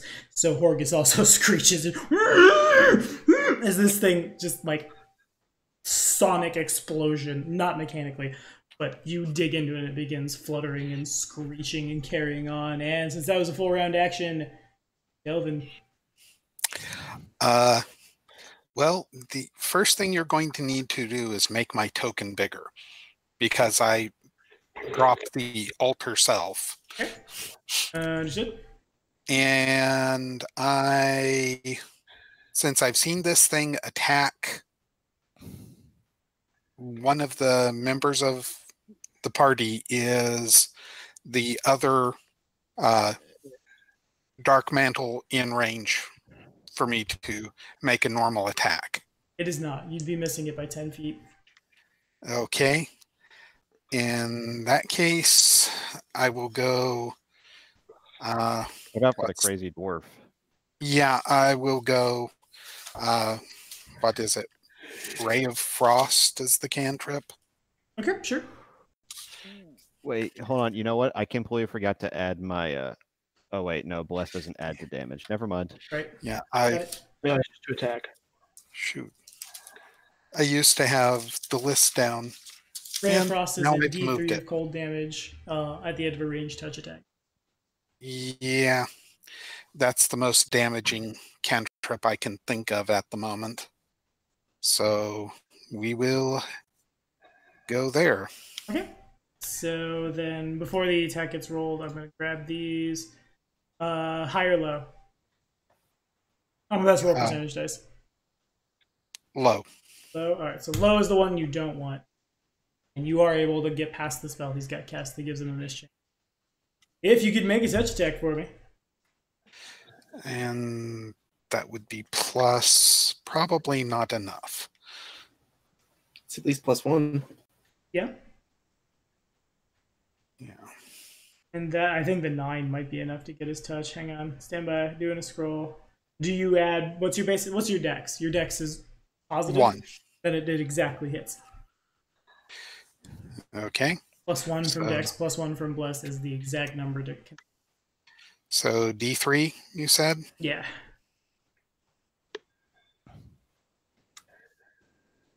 And it rolled 3D3.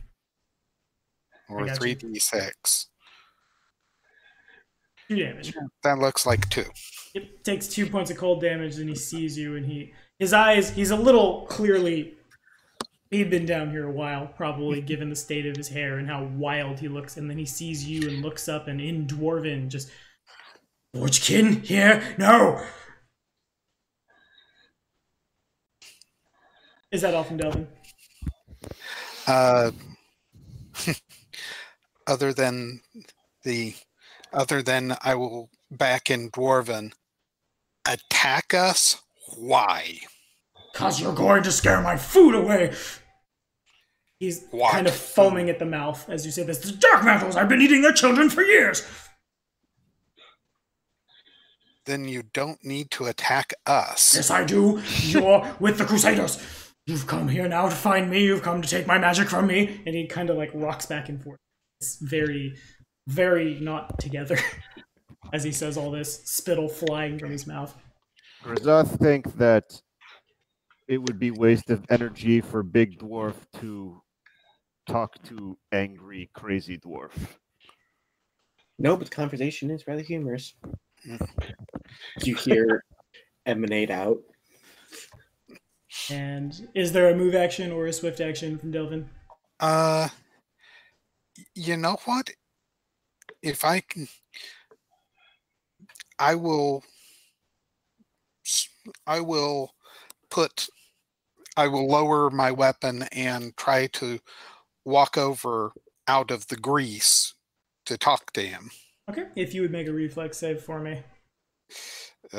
This is Too bad. always. These guys' DCs are so horrible. I have 15 intel. Why am I a wizard? Stop it. Stop that. Because you're a dwarf. Oh, thank you. Sorry. And Delvin does, as he tries to move and puts the weapon down, he steps too hard. He goes prone in the square that he's in, wasting the movement, and he just slides into the ground. There's probably a pretty big boom as that happens.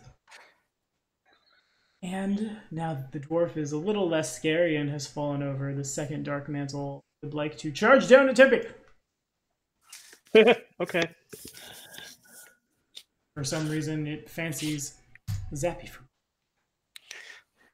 Delvin stands up.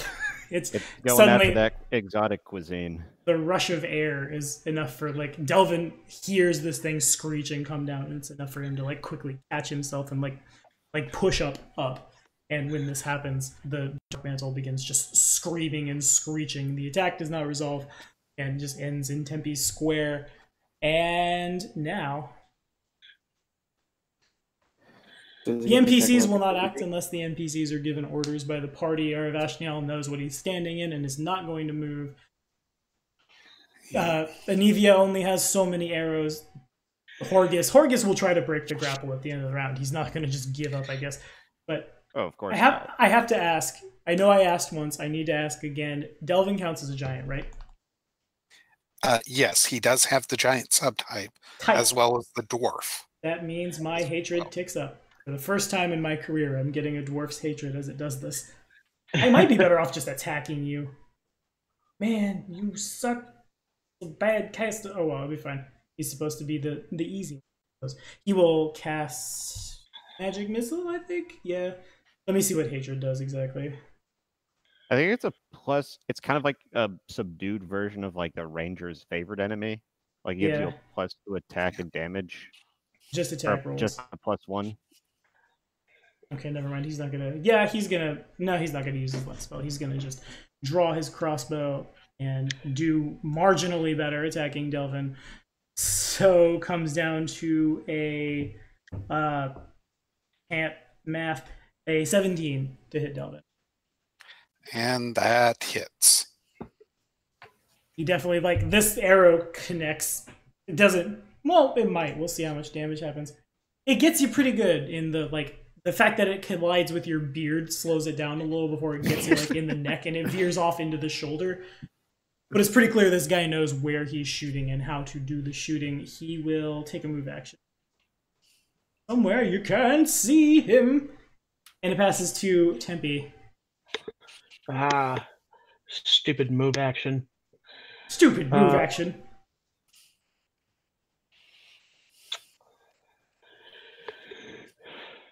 All right. I am going to drop my bow and pull out my sword cane and attack this thing on top of my head.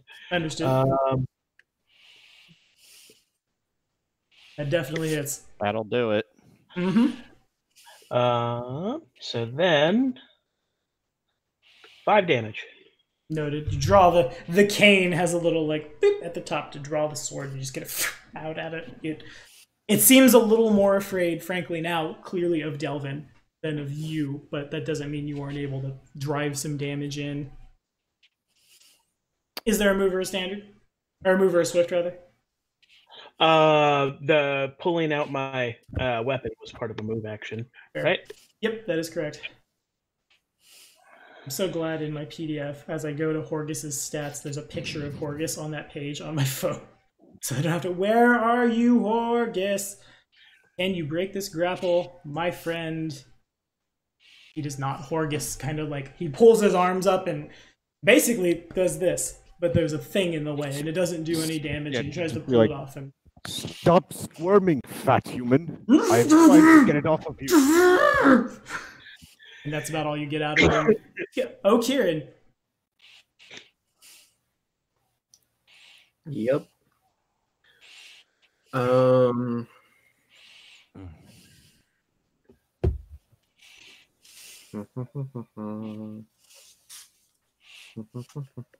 guess if I was really trying to pull it off of him, I'd be actually trying to grapple it instead of just rending it. But Would also work. yeah, except I probably. And that is to. How do I guess it's 5, 10, 15. No, it's 5, 10, 15. Yeah, we'll go for that as the one on Horgus. Okay, that does connect. Dude.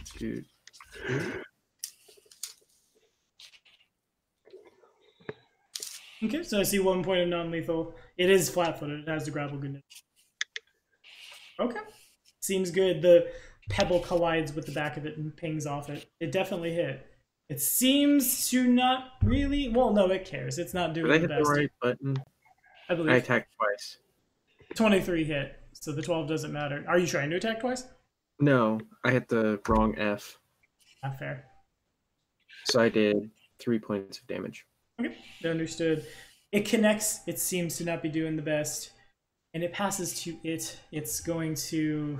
That doesn't make a whole bunch of sense. Why What's not? wrong? My damage for my sling is not correct. Is it just a D2? It's a D2 plus 5. Okay, so you did a lot more then. Yeah. I did miss. Yeah, never mind. Well, with a +5, that is enough to... Or you're still trying to do non-lethal damage? Yeah. Okay, so that's enough to where the extra 5 pushes it over and it doesn't release the grapple on Horgus so much as it goes from being a tent over his face to kind of just like leaning forward, as that's enough to knock it out. Horgus is still grabbed, but... That's not what I wanted to do. I'm sorry? I accidentally deleted the sling attack. Oh, rough. Oops. Anyway, if you are done, it passes now to Graz. I guess I'll just pull it off his head and I guess, I don't know, give it a nice good chomp and finish it off, I guess. I don't know. Okay, it is helpless. You could coup de grace. Yeah, I'll just might as well do that. We'll be eating good tonight. Oh, we will. With my sad fort save of 13. If you would make your damage for me. Oh yeah. All right. But your slobber's all over it now. That's why you cook it. That's why you cook it. That's plus like those are just my claw attacks and So coup de grace is one attack. You would need to bite it or claw. Or you could just attack it. You could full attack if you'd rather. I'll just do the claw. I'll just do the attack with my claws. Okay. Technically, that counts as one attack. Okay, and that's it actually doesn't. It reading as 2 claws is still 2 attacks. It's like saying you have 2 swords. Oh, okay. All right. Well, then should I just add my strength from just one of those attacks then? Yeah, sure. Okay. All right. I also forgot I was power attack. Why did I just put that in chat? Okay. 6. Okay, That so yeah. regardless, that's Six- enough It would have been a to. total of More 12 than on 6 him. damage with a coup de grace. Well, it would have been that was my damage right there for Got it. I originally rolled that right there for my damage. It's but enough to kill it. yeah. You pull it off. You chop down on it, pulling claws and things, and Porgus, as it falls off his face, is covered in bite marks. There are lines across his neck where this thing's tentacles have been squeezing. Also, he's covered from head to shoulders in saliva. He's just right, thank you, lizard. Oh, hardcore had it though, and he has a dagger out, just All right. stabbing in his direction. Use your words. I will. All right, so I have words. Yes, thank you. Stab, Ignore. lizard. Okay, now it's working. If that's all from our Razak, it passes to Delvin. Okay. Do I have to move to be within range of it? Yes. Of No. what, the Dark Mantle? Tempe's, yeah. Yeah, you can hit it from there. Okay. Then we shall layeth down the smack. And so Hopefully. it was. Don't roll a 1. Don't roll a 1. Don't roll a 1. Well, Aravashnel's there. He could accidentally hit the wizard. It's more likely to hit me, the thing that it's whose face it's on. Yeah. An 8 definitely misses. Yeah. It's still awkward. As you go to swing, you put a foot too far forward and you slide and have to catch yourself lest you fall. Okay. Is that all from Delvin?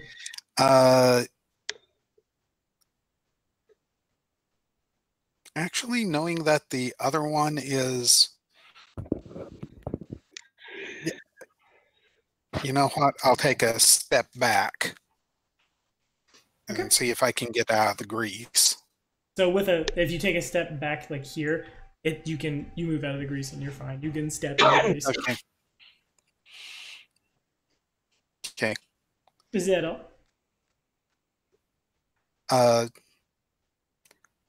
Graznak, let me have that thing. okay. And I'll reach my hand out for the dark mantle. Oh, go ahead. I was gonna the first thing I was gonna do was start chasing after the crazy dwarf man. Well, if he only wants to eat, Sure. Yeah. You can give him the flying squid. Okay. Then it All will right, pass to the second Dark Mantle. I assume. I have a 13 to hit Tempe. No. Okay, got it. It tries to swing at you, but you're able to dodge. The wind buffets it back. And what's in my spell book? What else could... I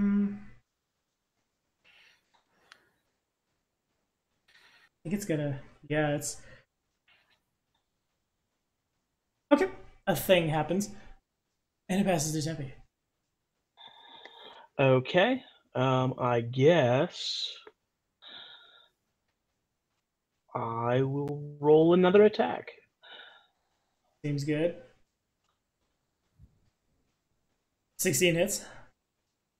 4 damage. 6 and 2 damage, or 4 damage, I mean. Understood. You stab into this thing. It tries to hit you and is pushed back, and you stab back up, and it continues to shriek and carry on. As it passes around the third, and Kieran. Okay. Alright. Now that I think I have everything under control, finally. We will go for... Boom. An 11 does miss. Well, it might not hold up. Stand by. Yeah, an 11 does miss.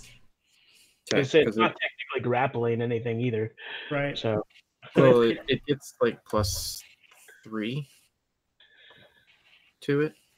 From what? Bless and invisible. You're not invisible. Was I spotted? Yeah, you were. Like I said, everything knows you're there after the first attack. You rolled a stealth check and you take 20 away from it since you were sniping, so the 30 minus 20 is 10. And even then, like if you weren't seen by it, you would be attacking its flat-footed, and that still misses. Okay. Is there a move or a swift? It would still be a 12 though. Which also still misses. The 12 is it's there. Close, not quite. If there's anything else from Kieran, And we go. No, I don't want you. I don't want that either. Give me me. there you go. And we're gonna go 5, 10, 15, 20, 25, 35, 40, 45 feet up and around. Okay, understood. Up and around, like out of the Dark Mantle's threat range? Yeah. Okay, understood. You can clearly see as you fly over yonder. And then we will give a this. Okay. And I see almost nothing. You can see the grease spell that was cast around the corner, and you can see Milorn, or I don't even know his name. You can see the dwarf has retreated back into what appears to be his house, for lack of a better way to say it. There's a lot of there's a small campsite, a bedroll, there's utensils, tools, another cave opening at the far end, but this seems to be where this crazy man has been staying. And then it will pass to Grazik. I'm going to assume that the rest of you guys are okay, and I was going to go make a full action to just start moving towards where Kieran just went. That's a safe bet. Indeed. All right. Okay, how much? The chances of this thing hurting me are very slim. Yeah, it's rolling real bad. 10, 15, 20. Now, I forget how it works when you're doing like a full-on sprint for a You full can move action. 4 times your speed. But it needs to be a straight line. Oh. It does. Or either that, or you can move 2 times your speed if you just do a full Just double round move. Mm-hmm. But that'll only be 40 feet. So you could still do a straight line. I can't sprint through the grease though. Yeah, the grease would, depending on your reflex save. Yeah, you can make a reflex save. You just slip and fall if you failed. Or you go 5, 10, 15, 20, 5, 10, 15, 20, because the second diagonal. Yeah. Yeah, sure, I'll do that instead. Okay. I'll just wait, so right here. Seems good. Skirt around the grease, you run in that direction. Also, I wanted to snatch back up my hammer since I dropped it. That was part of the move action. You can certainly grab it. Duly noted. Passes to Delvin.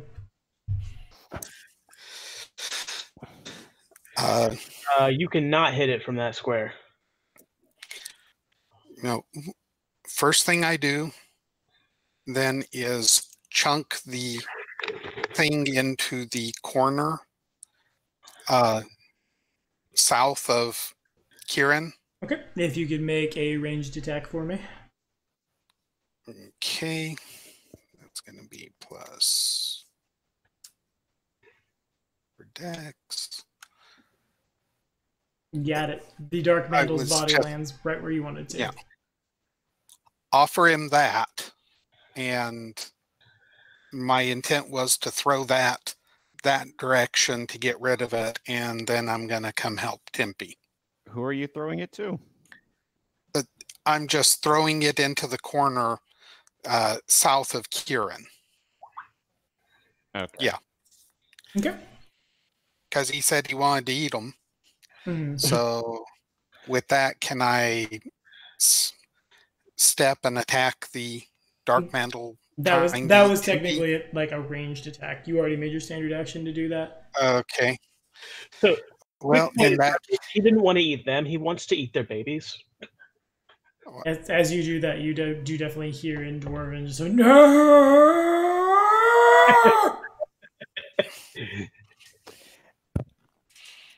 I don't think offering him lunch is gonna be the best option for curing whatever's nuts on him.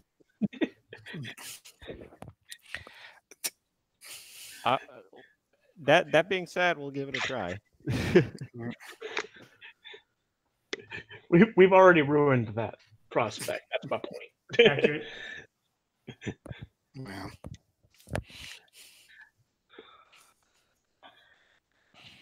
Well, is there a move action or a swift action? You know what? I'll use a move action going around the grease and coming. Well, I'll go around the grease and come to the other side of Tempe Okay, that's good. best I can. So I have a move speed of 30, so let's call it 10, 15, 25, 30. Even when you're wearing your armor? Slow and steady. I assume. Yep. Remember, he's a dwarf. So 30 Yeah, would but- put you here, and you can share a space with your allies. Yeah. Okay, then I have a 21 to hit Tempe. That would hit. So I'm gonna go ahead and use an action and miss the escape. Which gives you DR over it, or I forget. I know it negates crits and sneak attacks. Yeah, that's DR10. Okay, understood. So then I do not enough damage. I do 7 points of damage, which is negated by your DR. And I have a very bad number. God. A 7 over the old woman's CMD. This thing, it hits you. It doesn't hurt, but it's going to try to grab on. Okay, no, 7 is not going to do the trick for CMD. Fair enough. It continues to flail and be sad as Milor. I keep saying his name. Stop saying his name, dog. Dwarf. As it goes to his turn, he raises his crossbow, uses a move action to flail at Kieran, basically. For a 9 to hit Kieran. Lol. Lol, indeed. And Wait, you said he was going to be flailing at Kieran? yeah, but not flailing. I say flailing because his crossbow roll is not good. He's just firing. Oh. Oh, the dwarf dude is firing. I was like, what? Yeah, okay. Yeah. Now passes to Tempe at the bottom of the initiative. All right. Well, let's do the sword cane thing again. And this is- I don't think a 9's gonna hit. Does not even flanked. 10 would be, Then it'd be a 12. Attack. He still misses. and 12 is still a miss. Yeah. Yep, if that's all, That's it. passes to Kieran. 5, 10, 15, 20. He's in range, but he attacked me, so I know he can see me. Mhm. Make me sad.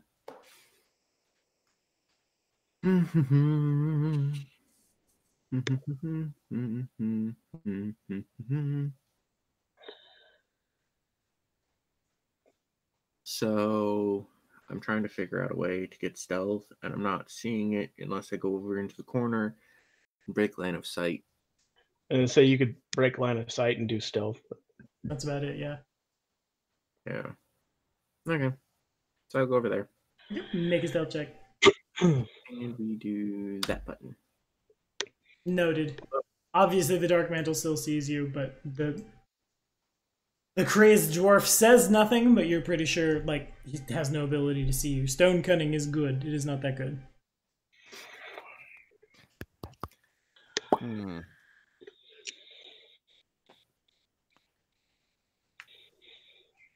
Let's see.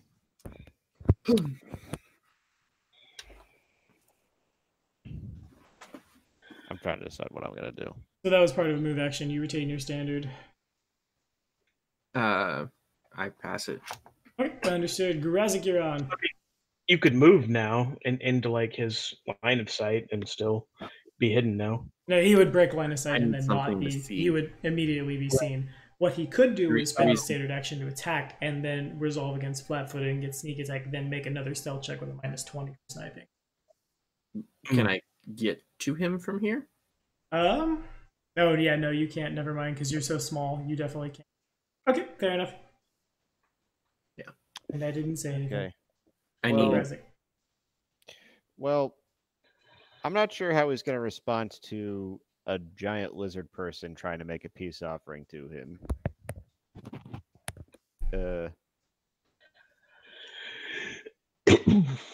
screw it, I guess. I'll try. Okay. I guess I'll move here. Be Alrighty. like, So you are from that square. Medium creatures So- are squeezing. Delvin can't get through with the size category. Tempe and Kieran can get through just because it's Alright. like half a square. all right, so I see him. Is he still just freaking out? Yeah, he's actively reloading his crossbow with a shaking hand, saying something in Dwarven that doesn't sound nice. All right. Yeah. You know what? Hold on. You said I have to make a squeeze through to get there? Which would cost you double your. And you take negs to like your AC and stuff. Yeah, I would. Plus, there's the grease. The grease is right on the other side. Yeah, Do I have cover from where I'm at? you do not. Well, I don't. Soft You- cover? you probably could have soft cover. Yeah. All right. You know what? Actually, instead of I'm gonna climb up then, Okay. just a few feet on Understood. the wall. You are able to do so. I weep for Grazik's neck as you carry a lucerne hammer, flavored differently, teeth, but you were able to do so. I mean, could I use? I guess I can't really climb with a single hand. Yeah, not As a free act, for a free action, I just, you know what? Never mind. He's probably not going to listen anyway. he does seem pretty upset. Can I jump on Grazik as he gets into that position? You could on your initiative. You can fly though, can't you? He needs something to cover behind so he can. Okay. Anyway, if that's all from Grazik, it does pass the. Okay. Am I considered in range to attack the dark mantle that's trying to eat Tempe? Yeah, you are. Yep. Yep, you get that flank too. Okay. Let's see how badly I miss this attack. I have faith in Rolling you. my Another rolling natural my- 3. okay, Oh. not quite a natural 4. Yeah. Let's see. And what's your bonus? You'd have an 8 versus flat. I The- get I get +4. all So things 8 plus 1 is 9, plus 2 is 11. Which still just barely. This thing is holding on for dear life. Swings just barely missing the connection. Sheesh. Sooner or later, this thing has got to slip and fall since it's on the ground. Yeah, that's It's fair. not- It's not on the ground. It's flying a square above It's like Tempe. right in front of my face, trying to grab on. It's like hovering above him. Yeah, And it's failing miserably. it is indeed. And now it passes. Assume Delvin is done. This thing is going to step away Yes. from Tempe. Clearly afraid of the scary monster. It provokes from Tempe and from Delvin, as this thing is too frightened to be able to move while also defending itself. It's more concerned with just getting away from Delvin. Ooh. Okay, those both connect. The 20s automatically confirm. Yay. And it looks like I even hit. You did it. Finally. So 2d6 plus 4. 1, 2. So Okay. 12 from me. Flavor that kill you too. Yeah, because it was kind of both of us. So using my sword while it tries to get away from me, my sword cane, I hack at it and then bounce it towards Delvin, who then slams it into the ground. Right? Yeah, you catch it enough that it pops up, and like my little brother who plays tennis does to a lob ball, I just unload, smack it down. Mm-hmm. Boom. Skids in the grease, quivering Yep. and I dying. popped up. You spike it down. As this is happening, the dwarf says something in an arcane language, and the dagger in his sheath flies out. Yeah, okay, Grazik is just in range. Had to double check. 15 to hit Grazik? Nope. Fair enough. The dagger flies out, bounces off your armor. Oh, wait, hold on. Do I take penalties since I'm climbing? You are flat-footed. You would be flat-footed, yeah, unless it states otherwise in your race. But I'm pretty sure climb speed still makes you flat-footed. He's just able to do it a lot better. So 15 against your flat? Who can, like... Well, my flat foot is 18. Fair enough. So it still just pings off your armor. The dagger resolves back in the sheath. And it does not pierce my scaly hide.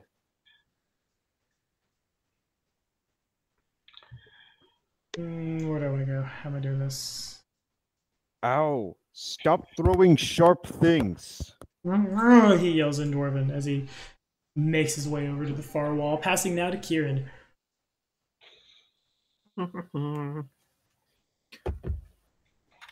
I will bloop bloop onto the back. And then we do this. Got it. And so we do this. Can you even hit him from where you're at, though? He hit you. And then moved. Yeah, but then he moved, and now look where he's at. Yeah, you don't have line of sight to him. Oh, come on. Give me my character. Right, I will move to here so I can still hide behind the rock. Yep, that's fair. Stealth check still resolves, and then the attack would be a 14, which, hang on.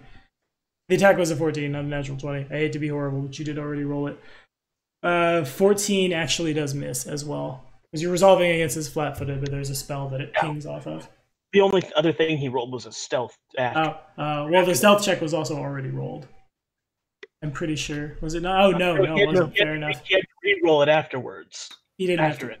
He didn't have to re-roll it. He never rolled it in the first place. He rolled an attack roll, which I thought was his stealth. Okay, fair enough. The 14, with the stealth, you're gone. He doesn't see you. But even then, still the 14 resolving against his flat-footed plus a spell causes it to miss. Yep. Actually, no, I lied. A 14 would just connect. I forgot that doesn't go to his... no, it does go to his flat-footed. I lied. Fair enough. Goes to Grazik. There's still bless, if that matters. Yeah, bless I don't know how to exactly, add that in. Bless exactly matters. Yeah. So, 1 second. High or low? We'll go with high. Okay. Yeah. You are able to connect roll damage. His form is a 13. little hazy, and it kind of appears he's in like several places at once, but you are able to. Uh-oh. That still doesn't look right. But I guess 13 maybe? Okay, 13. Sure. 13 points of damage is assigned, and passes to Grazik. No, that's not lethal. So, climate, now I'm about 10 feet up. Is it still going to be a squeeze? Mm-hmm. Which means you're moving Okay. at half speed, and you take pretty big negs as you do so. Okay, well, how far can I move if I go this way, though? That counts as 10 feet of movement. Okay. Now, because of how narrow it is, I started off on this wall, but because it's so narrow, could I technically cling to this wall? Yeah, you could. All right. So this is Then that's 15, because you're no longer squeezing. okay. And you don't have to worry about the grease that was kept. Yay. 15, 20. I'm just going to do another double move and just land right next to him if I can. Okay, sounds Can I make good. an acrobatics check to just jump on next to him? Sure. Do I even have to make an acrobatics check? I mean, you could move and then the free action let go of the wall and like fall down there. Or if you'd like to jump from the square you're in, also good. What if I jumped on top of him? That would be a CMB, I suppose, to try to like bull rush him or something like that. Or grapple him. Yes. You know what? Yeah, screw it. I'm going to go for that. Okay. So first make the acrobatics check. Right. probably gonna fail that, honestly. I do not have. Yeah, I have a -2 to my acrobatics. Alrighty. All right, so I'm just gonna roll it and then just. And you have a 7, so you kind of just skid in place, and actually you skid in place here. You don't take any damage, you land on your feet, but you definitely, like, you go to pounce on him, but you don't have enough momentum, and you just kind of skid. All right. And that was basically a double move, so unless there's a swift action, it will pass. I could make a swift action to try and intimidate him, since I have Omen. Okay, yeah, sure. Go for it. Alrighty. Here we go. What's the modifier on that? I think I got a +6. Sounds right. All right. It's taking a while. And I'm basically just going to be shouting for him to surrender and stop shooting at us. Okay. That's not great. It's not great. It wasn't a very high DC. Actually, wait. Yeah, that's just barely not enough. He's too mad and screaming in Dwarven. Delvin kind of says, "You killed me livestock, you killed me food, there was so many baby dark runners, I'll kill you!"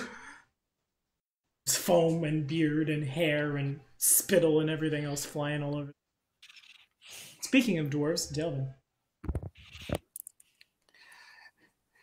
Okay, as at full volume and for a large creature, I'm figuring that's be loud in an enclosed space. Big chest cavity and all that, yeah. In Big Dwarven, diaphragm. shut up, you idiot. I will move to the choke point here, Yep. and I can use the spell-like ability Stone Shape. It says one of the things you can do with this is make crude coffers, doors, and so forth. It's a 1 standard action casting time. That definitely works. You could do that, or you could even just like stone shape the wall to do this a little. Yeah, I want to do it enough that I can go through. Okay, so you Is have that doable? your level 1, which is the only like ever doable. Hang on a sec. I forget how much space you get because I usually don't have stone shape to like level 6, level 7. 10 cubic feet plus 1 cubic foot per level, but also having stone seer means I can cast it. My casting occurs as though it's 1 caster level higher, so Ooh, 12 yeah, that's cubic enough. feet. You could definitely you could move it like this. You could make 12 cubic feet of door, but that wouldn't quite get all the way through. Yeah, it would. Yeah, it would. Either way, it can be done. Yeah, so I will walk forward, put my arm through the rock wall, and make a door big enough for me to get through. Understood. The spell Scattering, resolves. scattering the gravel behind me. And it is indeed spooky. On the dwarf's turn, he will take the withdraw action. This first 5 feet does not threaten, which puts him 15 feet out as he continues to move. I will reveal more of the board. Whoop, that is, I will move a bunch of the board.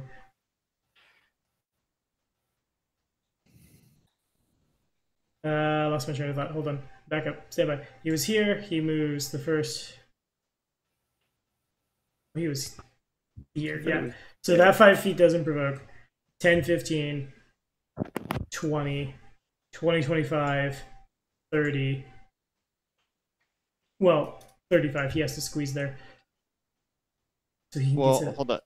Well, the first 5 feet doesn't provoke, but I technically still had my Lucer and hammer on me. That's correct, but where the square he's standing now is 15 feet away from you because every other diagonal is oh an extra yeah, 5. Not for right. weapons.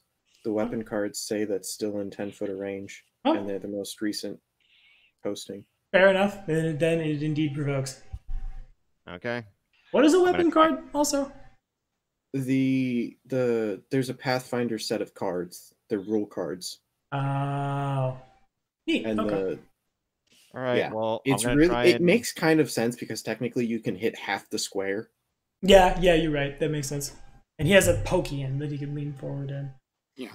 Alrighty, it provokes. All right. I'm gonna assume that this guy can take a hit, and it doesn't matter because I can't hit him anyway. Correct. He's moving too fast for you. 5, 10, 15, 20, 20, 25, 30, 30, 50. He has to start to squeeze to get there as he double moves up the passage. And Tippy. Alright, so that's as far as he gets. Need to check a thing real quick. Okay. So is it this chunk right below Siren that got destroyed, or Yeah. the chunk right above? Well, I guess that's on Jason. Which square got hit? So the chunk right above you or right below Siren that got destroyed? I would say it would be the chunk below Siren, because that's the, Yeah, it seems like a really small chunk that would be easy to get. Yeah, that's kind of the shorter distance.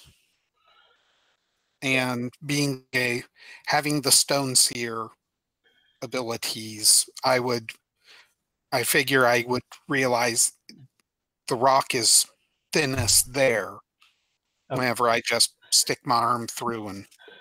Now that may not matter a whole bunch, but because I got to do a quick acrobatics to see if I can get out of this. Not an acrobatics or reflex. Fortunately, so that fumble doesn't count. Oh, I still want to re-roll a 1. Yeah. 5 is no better. All right, so I end up here, and then I guess I'm going to have to just do my next... So what happens is with the acrobatics check, you failed the DC 10, so you can't move. Oh, you're just stuck there? Yeah, and if you fail by 5 or more, you fall. Oh, crap. Okay. Oh, and I failed by more than... Okay. You failed by 3. Oh, wait, you did, didn't you? You did. So Tempe does fall prone in that square. She tries to get out. Okay, and then I can't do another move action? You can double move. Okay. So I'm going to try and move again. Okay. Okay. So there's a 1 second. I see the 13. The 13 is exactly the DC. Yeah. However, you are prone right now. So you have a... So I can move like 15 feet prone. Okay, fair. I just wanted to make sure you didn't have a dex penalty. It resolves. You can move half your speed, whatever that happens to be, just crawling through the mud. About 20 feet, but I would be underneath Delvin. Understood. Okay, so after a double move, it passes to Kieran. Yep. Who had my stealthing portion taken away. So I'm no longer stealth, probably. Yeah, you are. He's not looking in your direction, but if he were to turn, he would see you. So I will go 5, 15, 20, 30, 35.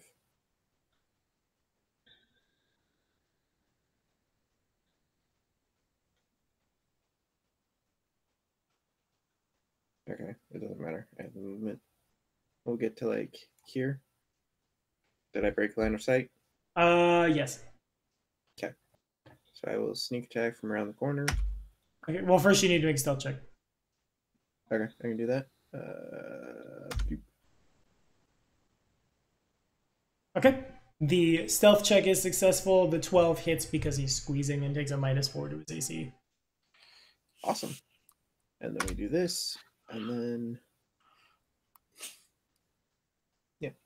Okay, understood. So he's taken that much. He has flavor that knockout. The pellet flies in, and it hits him right in on his nose, right on that little bridge portion in between your eyes. Ooh. And you can see his eyes kind of trace it in as he goes cross-eyed, and then he just collapses. He just kind of skids. He can't move that far because he's trying to like through the passage. And he skids to a halt, passed out. And initiative is over and the combat is won. Double And checking then I if fly they... around and pick up my soft stones. Sweet. All right. Okay, so that is, I think we're at over the 3-hour mark, so we'll resolve the looting next time. Yeah, we're just barely over the 3-hour mark. So, thank you guys for watching on Twitch. Thank you Did guys for anyone watching. take any damage? Horgus Guerum. He almost died, And I did. and he got Oh, shot. damn. I didn't realize. I forgot to ask how bad he actually was, like, physically. He's not doing good. He's taking like half his hit points from. Angry Remind me Dark next time, and I can do some heals. Deal. Yeah. And that'll be in 2 weeks. We'll see you guys then. Thank you guys for hanging out, Nick. It's good to have you back at the table after like 6, 7, 8 months of before. Yeah, the Hail only Gorilla time King. I was only there for the Gorilla King game. Only there to face the might of the Roctopus and to get killed by someone who now you're in a party with. So that's neat. That's funny how that works, I guess. Anywho, we'll Such see you in a is couple the weeks. irony of life. The irony of life. Oh. Say bye, guys. Yeah. Adios. Bye, guys. Yeah.